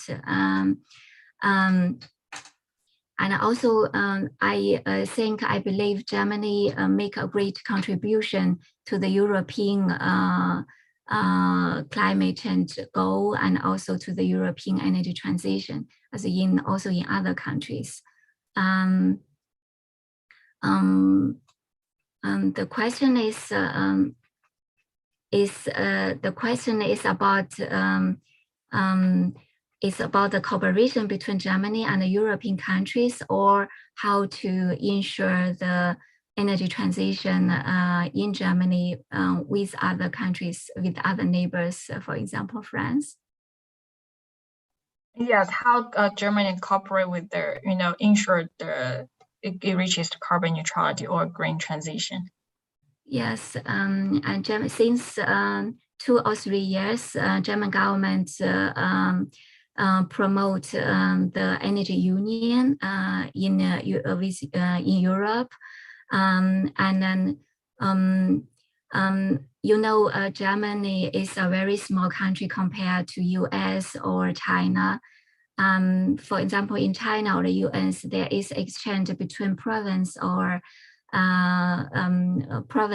regions. But for European, for Germany, it's difficult. But Germany is part of Europe, the European power grid, and the power exchange with the neighbor countries helped Germany a lot. For example, in the flexibility of power system, and to reduce their cost for the electricity load, the peaking load. I don't know if I answer the question. You do. Thanks, Miss Ying. And we are running out of time, a little bit after the schedule. And thank you. And we will collect questions from the audience and we'll send it to you if afterwards. Thank you for staying with us. So thank you, Peggy. Thank you. And then we move to the next speaker, Miss Kiran Alla. And Kiran is now the Director of Business Development from the Bloom Energy and is based in India. And previously he was the lead head of the renewable at BSEB, which is the major utility provider in Delhi. And he is now an energy sector professional with over 20 years experiences across diverse sectors. Currently in the Bloom Energy, Mr. Kiran Alla is exploring how Bloom's fuel cell technology well established on land for distributed energy, electricity generations, and it can help the marine sector decarbonize. So let's welcome Mr. Kiran Alla. Hello, Kiran. You can share your screen now. Okay, great. Okay, you have to stop sharing so that I can share. Yeah, please do. Yeah. We can see your screen. Please do sharing. Yeah. Can you see my screen now? Probably not. Can you do it again? Yes, we do see your screen. Okay, great. Thanks. Okay, I think there were few great presentations and talks, but my presentation is about a sector which is a really hard to abate sector. So let's dive in. Yeah, the shipping industry is a truly global industry. I mean, I'm not a shipping guy, and it has been 2 years since I kind of started exploring shipping as a sector from Bloom as an opportunity. But then the moment I got involved in shipping, I realized that it is a truly global industry. There are no boundaries, no countries. And what happens in one part of the world immediately kind of impacts the other part of the world. So that kind of really fascinated me, because now the impact is not local, but actually global. So, and it's truly a sector that impacts everyone on a day-to-day basis. And if you see the background, shipping actually burns the leftover fuel that is kind of unusable on land. So it's not even liquid, it's almost like a tar. And shipping has been burning this for various reasons. It's a kind of arrangement of convenience. On land, you can't burn it, so you give it to shipping, so they take it far away from the land and you burn it, and no one sees on the land. So land is happy that they are generating some revenue, and shipping is happy because they're saving money. So that kind of sector, now it is trying to journey from that unusable fuel to a complete decarbonization by 2050. So will it be fully or will it be partially is to be seen. I mean, shipping accounts for nearly, about 1 billion tons of carbon dioxide. And roughly it is like 3% of annual global greenhouse gas emissions. But at the same time, it's a very important sector. It enables about 80 to 90% of the global trade. So it's a very important sector. If you see their emissions, just like the previous speaker was talking about Germany, so they are like either a 6th or 7th largest greenhouse gas emitter comparable to Germany. So that's the importance of shipping. So it's, even though it's a sector, it is equal to a large country in that way. And now, if you see from a shipping has a lot of support for itself. So if you see from a transport per mile kind of emissions perspective, it is really, really clean from that perspective. So that means if you see from a ton mile emitted, it is even better than a truck and far better than air freight. So this is the argument that marine brings to the table, saying that, okay, maybe we are emitting, we are using the dirty fuel, but we are really good. We are already clean. But I think since the time I have come into this sector, this is the first thing that I've seen. But from then to now, there has been a significant transition to acknowledging the emissions and also saying that the need to decarbonize and the need to move to a complete decarbonization at the earliest possible time. Okay. Now, shipping is a set of diverse stakeholders. So it's a sector. It has governments and regulators. It has financing guys. It has the technology, that means ship architects. Yeah, it has the shipbuilders, the fuel suppliers, ports and terminals, the owners, competition, even the sector associations. It's a potpourri of everything. Here, even the governments and regulators are only a stakeholder. So they don't come under any country. So no country really controls IMO. So even after the Paris Agreement, the shipping kind of was busy with reducing sulfur emissions and NOx emissions, not so much on the carbon emissions. So I think ultimately in 2018, they've taken the cognizance that something needs to be done. And IMO, which is the Organization for Maritime, part of United Nations, has come up with the initial greenhouse gas strategy. So that's when the carbon emissions or greenhouse gas emissions have started becoming an important part of marine sector. On the other hand, the fuel suppliers are a major influencer. So they are a critical stakeholder. So they are the blood of the whole sector. Similarly, the where the land and the sea meets, the port terminals are very critical again. So they are the only ones which have some influence, because out in the sea, it becomes very challenging for anyone to monitor and regulate the what is happening on the ocean. So if you see, I mean, like few months back, this was a scenario when someone asked me, can you summarize what is happening in the shipping? IMO had come up with an initial strategy. They said we will reduce the intensity, we'll reduce the absolute emissions, but there was no clear path. So no one knew how are we going to reach. And everyone was picking up a fuel. Someone was saying ammonia, someone was saying hydrogen, someone was saying methanol or biomethane. So there are multiple fuels. So there is no clear winner. So there is no clear technology at this given point. But shipping is a very hard to abate sector for multiple reasons. One, the investments that go into shipping will stay there for next at least 20-25 years minimum. And once the ship is built, it's extremely difficult to change it in a meaningful manner. At the same time, for the fuel, the infrastructure is critical. Unless you set it up now, you're not going to be able to use it. So you may have ship, but if you don't have fuel, there is a problem. If you have fuel, but if the ships are not ready, there is a problem. So it's a really long term. You have to decide what to do right now. And again, the ships are away from the land. So it is a moving vessel and there is no help. And if you try to do too many things, too many experiments, it becomes very challenging. So the people who are working there, their lives are in danger. And as we all know, the oil spills and all are a major issues. Even in recent times, we have seen accidents happen, and unintentionally shipping kind of pollutes the ocean, which is a major concern. So you can't really experiment too much on the ship. You have to be really sure what goes on the ship. So, and again, the concerns about the maturity and scaling potential of new technology is a major issue. Like I work in a fuel cell company. So shipping has not truly considered fuel cells as a viable option till recently.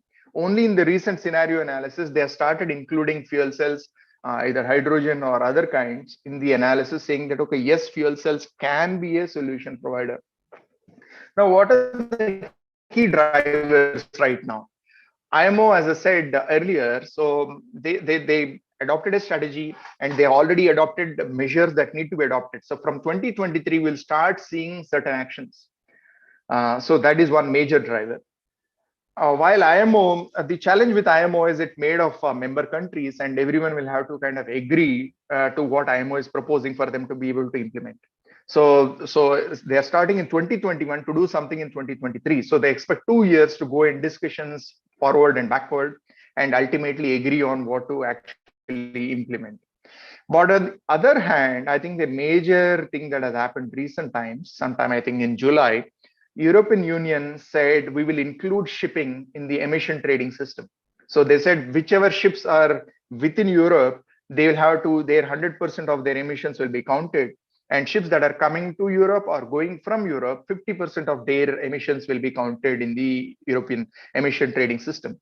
So this puts suddenly a lot of pressure on everyone else, because a global sector which was relatively unregulated, and only IMO was the one which was creating standards and implementing, now suddenly finds that a particular major continent, which is a major importer and which is right in the middle of the world, is imposing some regulations. So this kind of increased the speed, and I'll bring out some interesting things in the next one, why the change is happening and the way it is happening. So ultimately, Europe said shipping can no longer sail under the radar when it comes to taking responsibility of their own emissions. So finally, people realize that shipping is actually sailing under the radar. So that's where decarbonization has actually come to shipping. This is a slide I would definitely like to spend some time, because this is where the actual, is it collaboration or anything else is happening in the sector. Okay, okay, yes. So the critical thing here is it's a highly competitive sector. And as I said earlier, if 80% of the global trade is impacted by this sector, whatever happens here is going to impact the global population, global consumer.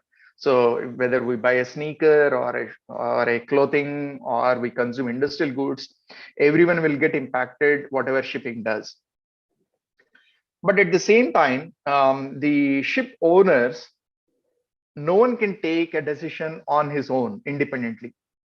Because if one ship owner decides to go green, he can be out of the market because others will be far more competitive. So it's very important that the industry as a whole does the same thing, so that everyone has the same rules or following the same thing, so that it doesn't punish someone or at the same time or is totally gone out of the market. So that's an interesting scenario. So it's a highly collaborative requirement. So it's very critical for the sector to kind of act together.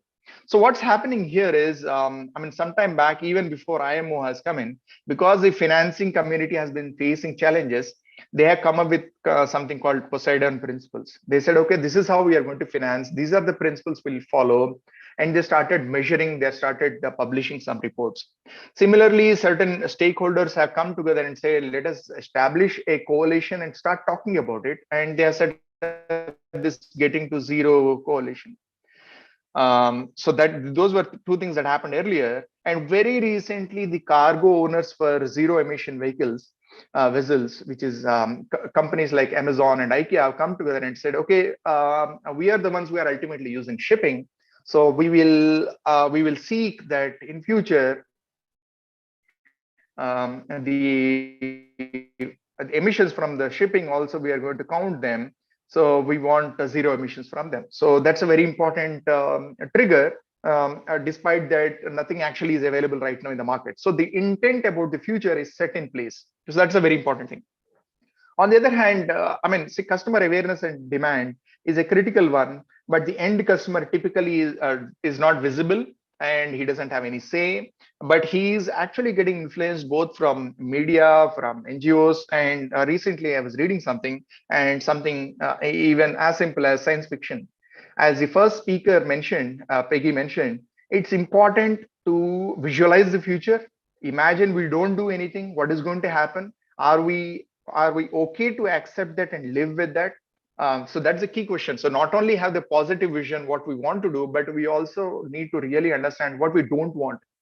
Are we okay to live with such kind of high temperatures? Are we okay with so much of life suffering from what we have done intentionally or unintentionally. So that's a very critical thing. I think that's something everyone needs to understand. So let me shift to the left side, which is the IMO and European Union. The interesting part in IMO is they cannot enforce anything, but only thing they can do is they can set up the regulations and expect the member countries to go and implement them. So, but it's very, very interesting and very useful, because once they set the standards, once the formulas are set, the shipping community has clear guidelines. So now only decision that shipping can do is whether to follow the guidelines or risk they getting banned from the seas. Because of the standards and clarity, the shipping decision making will become far more simpler and easier. So everyone in the ecosystem can gear up exactly what they need to kind of do. So the energy efficiency index, design index, and the actual current ships, what is their efficiency, and carbon intensity indicator, these are some of the measures.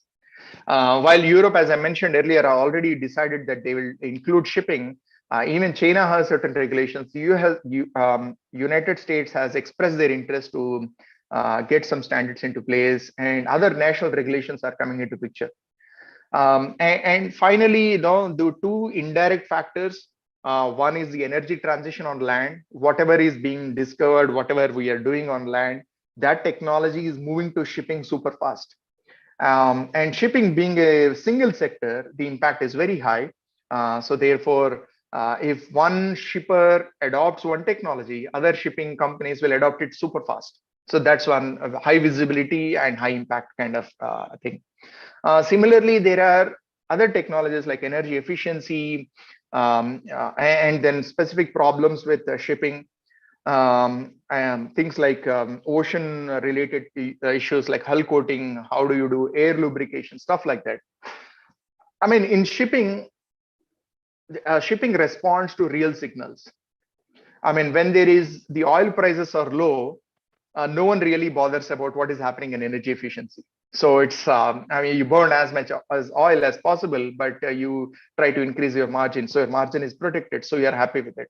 But whenever there is high oil prices, everyone is now thinking, okay, how can I reduce my oil consumption? So what is the energy efficiency thing that I can do?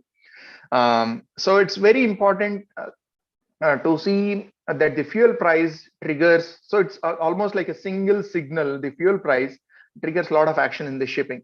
So that's how the efficiency has come into picture. Let me move on.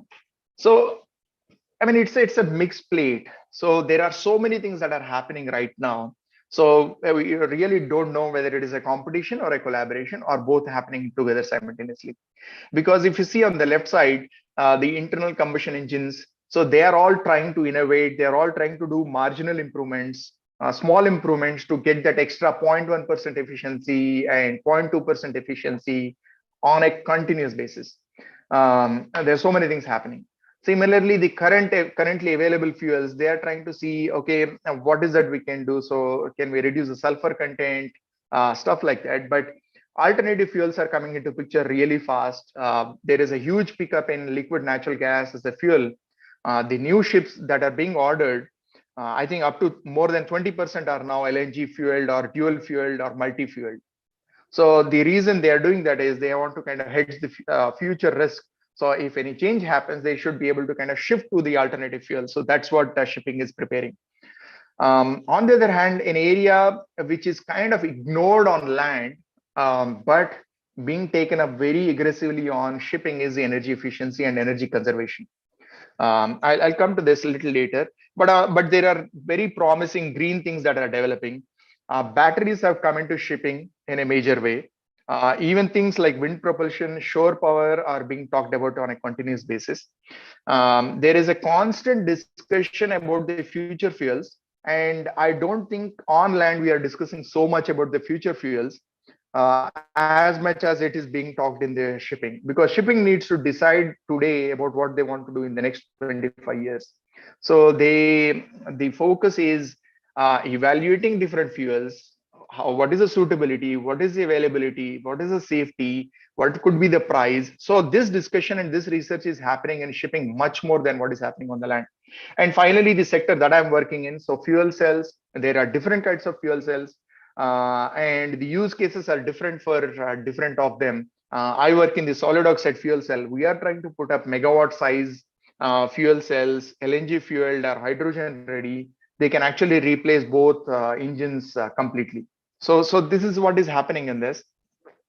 What is interesting to see is that the shipyards, the class agencies in shipping, they have these class agencies like DNV, Lloyd's Register, ABS. So they act as both the standard setters, and also they work closely with the shipping companies in order to do joint development programs and come up with innovations and solutions that a ship owner can choose from. So they constantly do these innovations and they produce papers. So the solutions are being generated, developed, evaluated so that they are readily available for others to use. So as you would have understood by now, so there is no silver bullet, but it's a portfolio of solutions. This is a graph from IRENA's recent report. This talks about what all would be required in order to kind of reduce shipping's emissions. So you can see that demand reduction is an important contributor. Energy efficiency will be very, very important. Biofuels maybe a little bit, but then ultimately a majority of change will have to come from the fuels and feedstock. So, but the initial investments would be on the smaller ones and the easier ones, and ultimately the major shift will have to come from the fuels. So this is one of the predictions. Coming to what we are doing at Bloom. See, Bloom has been doing solid oxide fuel cells on land from a long time. We have very simple box store installations like Home Depot, where we just do a small box and provide on-site solution, which is available, which is reliable, which is low emissions, and provide some certain amount of resilience from weather-related events that we need to be prepared of. But once you put the boxes together, you can actually move from kilowatt to megawatt scale. So, and you can install them on rooftops, you can install them on right next to where people operate. So we have been doing both kilowatt and megawatt scale installations simultaneously. So that is what gave us the confidence that we can actually go to the marine world and actually demonstrate this concept. So I have let me change it, do a quick share.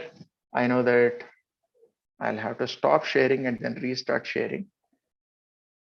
Let's see if it works. Quick video. I think the audio is not coming.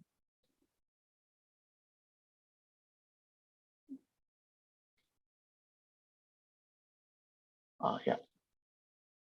And now we're taking our technology to the sea to help power the marine industry. Currently, heavy fuels that are used to power the marine transport industry make up to 2 to 3% of global carbon emissions. Bloom Energy is changing that by powering ships with its clean and fuel-flexible fuel cell technology that can run on natural gas, biogas, or hydrogen.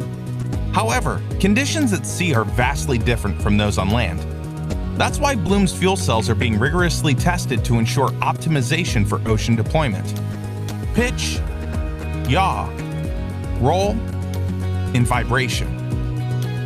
We're readying our fuel cells for sea, eager to provide reliable energy to ships, and passionate about reducing global emissions within the marine industry.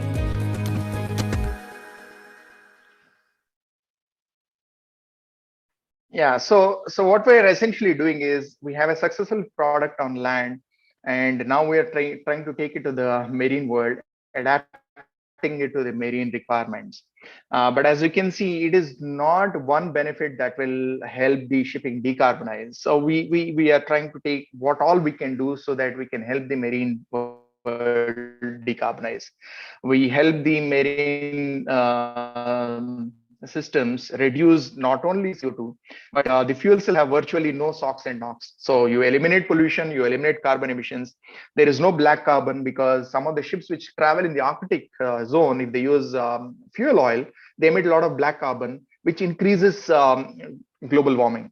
So no black carbon, no methane slip, and higher efficiency. So this is the first row of benefits that we are taking to the shipping world. But at the same time, we have some fundamental benefits that can bring in. So fuel cells can be placed anywhere in the ship. So you can fundamentally redesign the ship to optimize it much better. The fuel cells are quieter. So people who are working on the ships will definitely have a better working conditions instead of working along with large engines. The operation maintenance is far more simpler than the engines, and the fuel cells have very low water requirements. So it's not only reducing carbon, but you're also reducing on water requirements. And the fuel and emissions accountability, unlike engines, where you don't know what you are actually burning apart from the lab conditions, with fuel cells, you can actually measure everything. So you can measure how much fuel, how much emissions, everything that can be measured. And currently being able to operate on liquid natural gas and being able to move to hydrogen when it is available, I think that gives a very important transition for the shipping and option. Because there is a lot of detractors to using LNG. Yes, it is a fossil fuel. It has carbon. But yeah, so do we wait for hydrogen to come, or we start reducing the emissions today? So that's an important question. And ultimately, if we can do heat recovery, the efficiency further increases to a significant level. That's providing a major reduction to marine world. Okay, lastly, okay, what is that we can learn from land? So this is the question I try to ask as a guy who worked on land, on the utilities. One, the ships are microgrids by design. So on land, we have been thinking about microgrids now of late, but microgrids, ships are microgrids, so they're always prepared for the worst. So from a climate-induced challenges in the electricity networks, I think being a microgrid helps you face those kind of adverse events in a much more prepared manner. Second most important thing, I think, which is not addressed on land is the pay for the choice. When any of us go to a switch and when we are pushing the button, there is no price for it. So we don't know what is that we are actually triggering. So when we put that switch on, are we asking a generator to burn more and generate more carbon dioxide? We are not aware of that. But on ships, that paying for choice is visible. So there is a constant actively management of load. So you don't want to install too much of capacity because you'll be underloading the engine. Similarly, you don't want to overload. So you are not only managing the supply side, but you're also managing the load side. I think that's a very, very important thing. Measure, report, and monitor. So IMO has no real authority to implement anything. So it only depends on the member countries to implement. But making the shipping guys measure everything, report everything, and monitoring, by doing this, they are ensuring that compliance is happening. I mean, IMO 2020 happened, started very nicely. IMO 2020 is about a sulfur cap, reducing the sulfur content from 4.5% to 0.5%. It was a major reduction. People had been, IMO had been postponing it for a long time, and everyone was very, very skeptical whether it will happen or not. And suddenly, even after Corona or COVID-19 happened, shipping successfully transitioned to low sulfur fuel oils because it was clear, it was global, and everyone was prepared. So the monitoring aspect kind of really helped shipping achieve what they could not achieve for, say, in the last 40, 50 years of reducing sulfur. And the most important thing, I think, what we can learn for land is the ecosystem transformation. It is not just one player doing something, but everyone in the system doing something small, and finally the ecosystem is evolving so that the sector can actually benefit. And the next thing is keep the dialogue on. So it's very, very important to keep the discussions going on, making people aware. There is constant engagement with different parties. There is representation even for the smallest country. So when IMO discussions happen, even the smallest country, an island nation, can come and present why marine pollution is damaging their ecosystem. So I think that's a very, very important thing. I think this is something that needs to constantly happen. We should not be waiting for 4 years or 5 years for a major conference to happen. But this is a topic that we need to continuously engage on, continuously report, continuously present solutions. Shipping, yeah, it's a high competitive environment, but there is a competitive collaboration. There is no one path.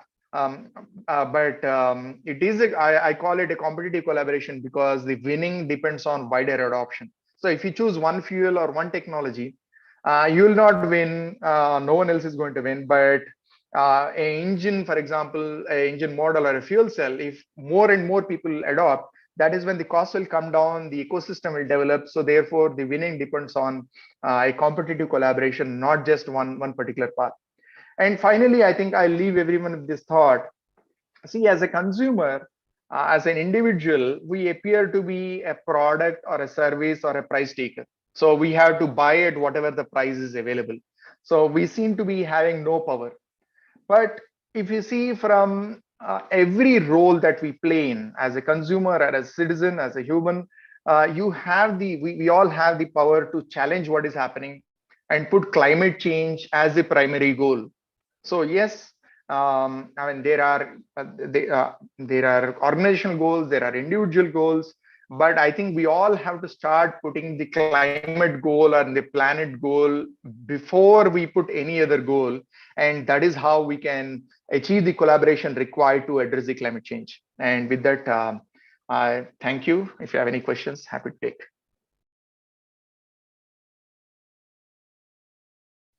Thank you, Mr. Kiran, Alam, and we are run out of time. So I'll directly move to the next speaker, and we'll send you the questions we've collected from the audience. So thank you again for joining us. So next speaker gonna be Dr. Rahul.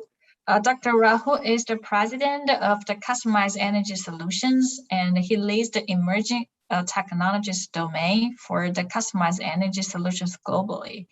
And in the areas in the energy storage, renewables, demand response, electrical vehicles, and smart grid technologies.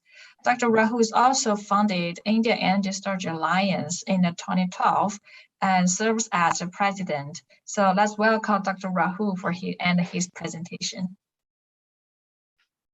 Thank you very much, Yu. Okay, let me just, let me share the screen. So again, first of all, thank you very much for organizing this important discussion, and it has been really educating to listen to all the presentations, particularly I think Kiran's presentation on the marine ecosystem. That was quite insightful for me. So I'm going to talk about the collaboration opportunities in energy storage and e-mobility sector for low carbon transition. Just as a background, I'm also president and managing director for Customized Energy Solutions India, which is part of a global company headquartered in US. We manage more than 10 gigawatt of assets on behalf of many large commercial industrial customers or renewable developers, including more than 1 gigawatt hour of energy storage assets. And many of these assets we have been managing for now more than 10 years. So we have a very strong understanding about how these various technologies, the business case works, how they operate in actual electricity market, how some of the market rule changes are impacting the opportunities.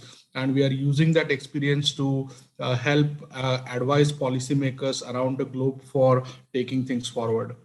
We started our India operation in 2010, and in 2012, we realized that no one entity can actually influence policy changes.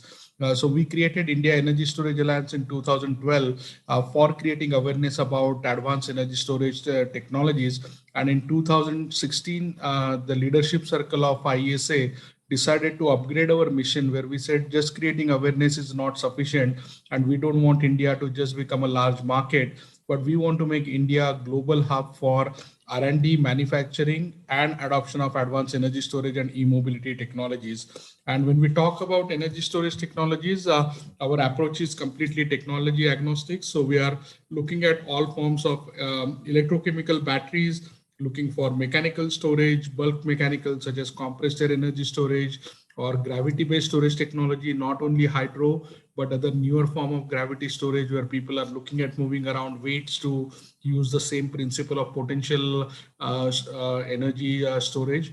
We work with thermal energy storage, both in terms of heat or cold storage for especially commercial industrial applications.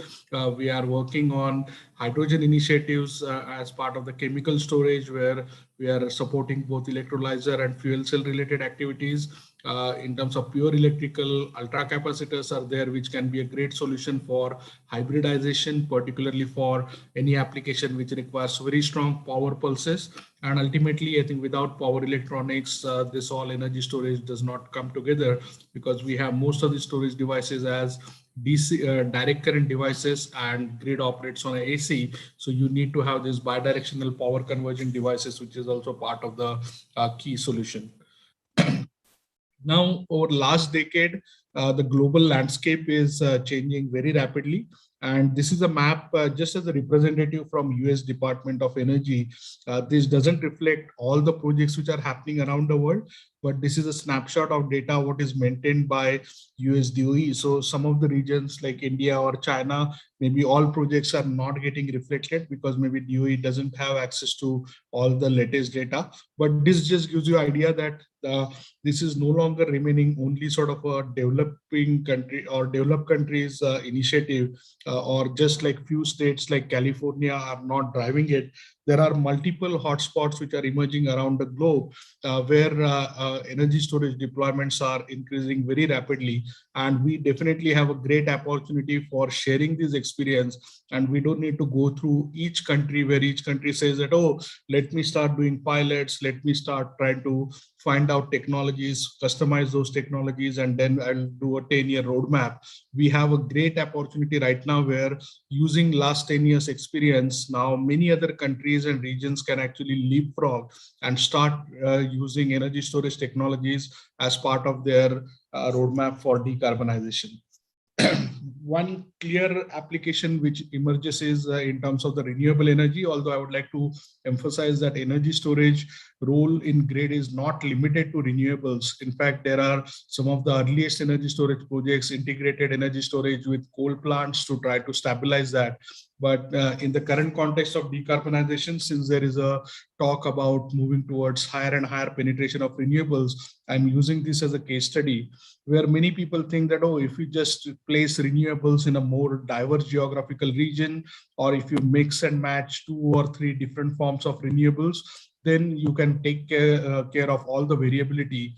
One of my former advisors, Dr. J. Apt at Carnegie Mellon University, used to say, when you add 2 random numbers, they don't always cancel. Sometimes they do also add up. So that's a part where most of the people try to ignore when people look at simplistic charts like what I'm showing right now, and just assume that the variability will be taken care of just because of the geographical diversity or the technological diversity. But practically, when you start matching electric grid where load and supply needs to be matched on second-to-second basis, you see that there are clearly many gaps where just adding renewables is not going to meet the load requirement, and that's where energy storage can play a very great role. Now, if you just see the renewable penetration and renewable pathways, this is not a story for just 1 or 2 countries. Almost every country is looking for increasing the renewable share, and particularly solar has started dominating it. And with that, there are things like the California duck curve, if you are familiar, where basically traditionally people used to look at sort of a value for generation to come in only at night or off-peak hours. But now with all the solar being added and all solar generating between say 9 a.m. to 5 p.m. depending on the geographical region, you suddenly have this gap where the net load is going lowest during the afternoon period between say 12 to 3 p.m.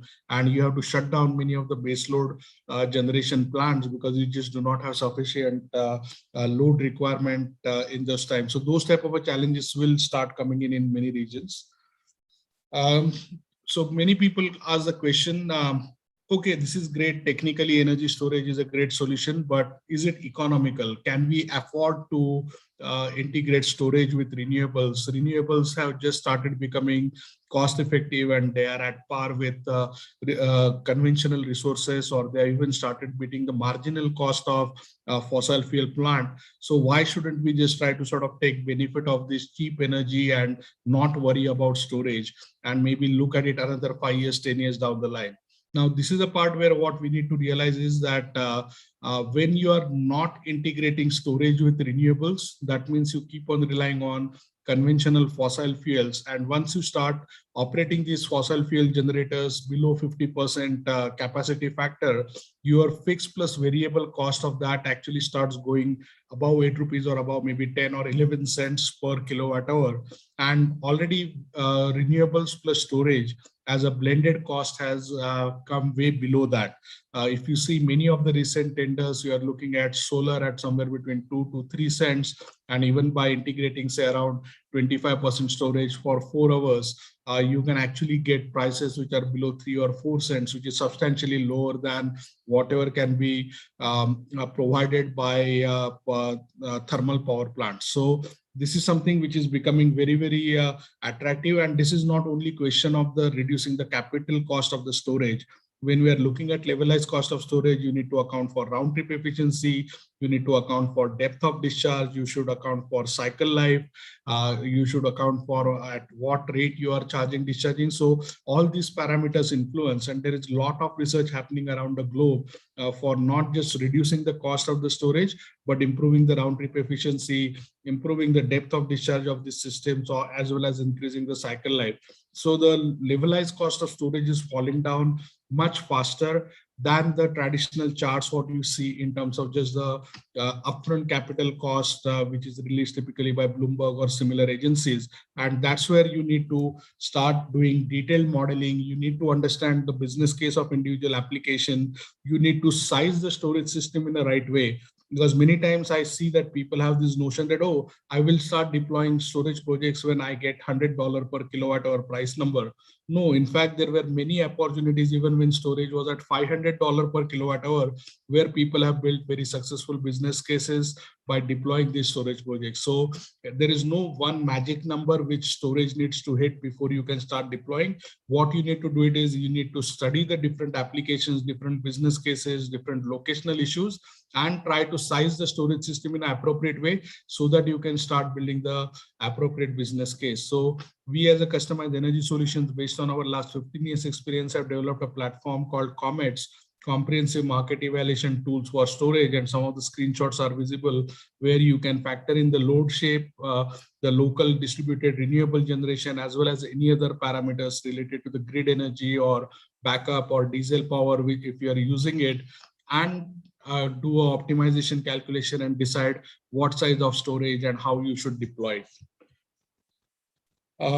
The last question I would like to mention is related to this topic is that when it comes to using thermal power, and I know that GIZ and many other agencies are funding huge amount of studies to try to see how do you improve the flexibilization of existing thermal plants. And my point is actually that's everything is completely possible. You don't even need to study that.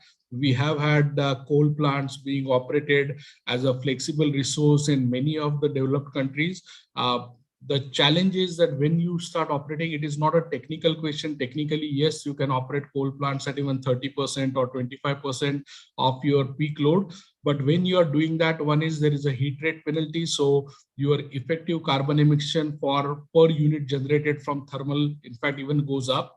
And the other aspect is related to the SOx and NOx emissions, which are very damaging for local area pollution. And those emissions, in fact, also skyrocket in terms of the per unit emission reduction. And particularly in many developing countries like India, the emission control mechanisms which are followed by thermal plants are as it is very lax. So we cannot afford, where especially for India, where we have now this notorious distinction of having 9 out of 10 most polluting cities. We cannot afford to keep on letting this go. And we need to take a call that we are adding renewables because of certain environmental goals. And if that's the case, and if there is an alternate solution available, we cannot keep on hiding behind saying that, oh, we have some existing thermal plants available, why don't we keep on using it? And the challenge is that it is not only about existing thermal plants. People are right now, in fact, looking at financing new thermal plants without realizing that this problem is going to get worse. So at least first, when we are in a hole, you need to stop digging, and then you need to find out a way to get out of the hole. So I think any new thermal plants being constructed right now, unless it is for some long-term baseload requirement, is completely foolish. And there are already renewable plus storage solutions which are cost-effective today, and they are just going to even get better in the coming years. Now, switching gears and talking about e-mobility, the batteries for e-mobility has been a topic of interest for more than a century. You are seeing the cover photo of Scientific American Journal, where in 1911, Edison was featured with his nickel-ion battery. And if you see the right-hand side image, that says 1,000-mile endurance run. It was not for 1,000 mile on a single charge, but that time Edison was trying to develop batteries which could last a total of 1,000 mile of driven distance. Now you hear from Professor Jeff Dan and Tesla and many other companies, batteries which can actually last for more than 1 million miles. So we are now, in fact, getting to start worry about what do you do with batteries when you end up scrapping the vehicle, because most of the times a vehicle is not going to get driven more than a couple of 100,000 miles. So you definitely have now batteries which can outlast the vehicles and can be used for stationary applications post the mobility application. One of the good things which is happening over last maybe decade or so, especially since the emergence of Tesla and the attention was Tesla has received and the financial valuations, is there is a lot more choice being made available for consumers. So if you see in US, there were actually some electric vehicles with nickel cadmium or nickel metal hydride batteries which were introduced in mid-90s. But then it all went down, and there were focus shifted on hybrid electric vehicles, which is great. But now there are a lot more pure electric vehicles which are coming in. And in fact, in next 3 to 5 years, this number is going to increase tenfold. So there will be a lot more choices available for customers. We do see there are some incumbent OEMs who are trying to still dismiss EVs, saying that, oh, their cells are still very small and we are selling so many millions of conventional vehicles that it is not yet interesting for us. That's really great if they want to give an opportunity for other new companies and give them a time to catch up. But EV development is not a very easy task. It takes easily more than 5 years for companies to design, develop, perfect the supply chain. So if there are existing auto OEMs who are not already have planned for, and they are not concretely working on introducing these vehicles in next 3, 4, 5 years, then probably you are going to not hear about those companies maybe 10 years down the line. And you will see the kind of way things happened with Nokia phones or other phones where they underestimated the transition to smartphones. Many of the existing OEMs will suffer the same fate. On the good side, there are companies like Volkswagen who have, after the Dieselgate, have actually really stepped up their efforts, and now they are becoming a real strong powerhouse to introduce the e-mobility and related solutions. One thing which we need to work on is on the consumer side. We need to make sure that consumers do understand, similar to what I talked about on the stationary side, where there are many applications where customers already have use case for adopting electric vehicles, but people tend to just keep on shifting that, oh, I want an electric vehicle which is at $10,000 or $15,000, or I will adopt electric vehicle for my fleet when I hit when the batteries hit $100 or $50 per kilowatt hour number, and people tend to sort of procrastinate. So what we have done it is we have come up with a tool as part of a EV Adopter Circle initiative of ISA, where we can monitor the existing vehicle fleets of companies and advise them on how do they shift to electric vehicle and which routes they can shift to for EVs, as well as we are partnered with some of the EV charging infrastructure providing companies like ESL, which is the Government of India undertaking, where based on this analysis, they have started deploying the public charging stations for reducing drive anxiety or other issues. So these type of innovative approaches are required. And I think initially we don't need to worry about when are we going to hit 100%. I think let's just first focus on how soon we can get to the 10% penetration. How do we go from 10 to 25%, 25 to 50%? And if we can achieve that in next 5 to 10 years, I think that itself is a great start. And I'm very confident that in next 5 years, we are going to have these electric vehicles becoming much more affordable, and then no one is going to be able to stop this transition. One of the aspects for this is the charging infrastructure, and this always get quoted. So here is the example from US, where if you see 5 years back, Tesla had to take up like as an individual effort to set up the EV charging infrastructure to make sure that people do not have this drive anxiety. You see this issue being faced even by hydrogen, where right now the hydrogen refueling stations are only available in California because of the state level thing. And that's what is preventing some of the penetration of hydrogen outside California as a fuel cell vehicles. But especially on the EV side, the US public charging infrastructure has developed quite a lot. And now there are more than 35,000 public charging vehicles which are available all over. And that's where you may remember reading last week about the order where companies like Hertz has now given a single order of 100,000 electric vehicles to Tesla, because now they see this EV charging is no longer a major issue and there are solutions available. In Indian context, we are also looking at solutions like battery swapping, where we are looking at using examples from Taiwan or other places. We are going to be using these battery swapping solutions, which can be used for especially two-wheelers and three-wheelers in a very cost-effective way. And we are working on right now removing any barriers for those solutions. In terms of overall interest in storage is driven largely by reduction in the cost, which has happened in last 10 years. You can see more than 10x cost reduction, which has happened particularly for lithium-ion batteries. But there is a lot of innovation happening for improving the energy density of all forms of storage technologies, including hydrogen fuel cells, which you can see on the right-hand side. So we are very optimistic that multiple technologies can get commercialized. Particularly in terms of the gigafactories, China has dominated the world over last decade. There is almost 70+% of the capacity is there in the China in terms of manufacturing, as well as the supply chain for gigafactories is also right now concentrated in China. But this is likely to change in next decade, where Europe has already started setting up plans for more than 600 gigawatt-hour of manufacturing. North America also has now plans for more than 300 gigawatt-hour of manufacturing. And India has recently introduced rules for a special program for attracting investments for 50 gigawatt-hour of manufacturing, where the tender bids are due before December, and all these factories should get operational by 2025. So IESA had set a vision where we don't want to get limited to 50 gigawatt-hour. We are looking at continuing to build on this 50 gigawatt-hour manufacturing to get to 100 gigawatt-hour by 2030 and 500 gigawatt-hour by 2035.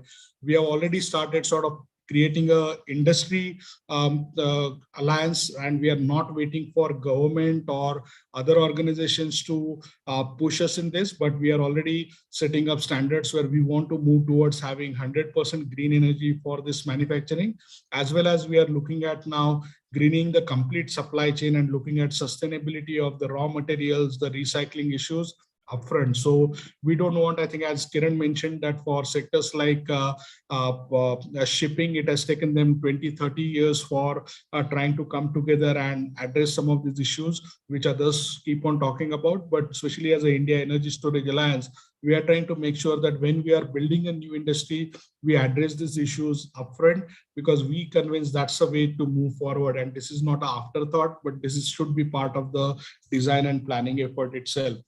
There are a lot of global collaboration opportunities related to when it comes to especially raw materials. And there are many countries who are trying to see that, okay, can we localize the complete raw material and supply chain? But I feel that is not required. Different countries have different strengths in terms of mining or exploration of certain minerals. And I think we do have enough opportunity for building on this capacity. So many times people say, oh, India, why should India get into lithium-ion batteries? Because India doesn't have lithium reserves. But that doesn't make any sense. Even China didn't have lithium reserves, and China right now is a dominant country. So there are enough lithium reserves which are available. In fact, at some point, there are lithium available in just seawater can be start using. But even on land, there is enough lithium reserves available to help the transition towards the clean transportation and mobility. The last thing in the presentation I'd like to cover is about startups. And this is an area where I think there is a lot of opportunity. We are seeing huge amount of money being pumped into this sector, particularly in US and Europe, but we are seeing other sectors also emerging like Singapore or Korea, where a lot of early stage startups are emerging. And we are working very closely with many of our partners to try to develop a similar ecosystem in India. We are trying to also address the skill development gaps in this area, which is going to be perhaps the biggest challenge for the sector. And we have been doing a lot of in-person trainings. Obviously, with COVID, that hasn't been possible for the last 18 months. So we have now launched a complete online platform for helping developing the skill development for the upcoming sector. And we will be opening up these trainings for global audience, because many of these technical trainings are not specific to India. So again, if anyone has an interest in partnering for such trainings, then please do reach out to us. Lastly, please visit our website, indiaesa.info, if you want to know more about the India's energy storage and e-mobility sector. You can listen to our podcast at Emerging Tech Radio, which is available on all platforms, as well as you can visit etn.news for emerging technology news. This is a news site which keeps track of development in the emerging technology area around the globe, and you can get free access to a lot of this information on the online platform. Also, earmark your calendars for 22nd September.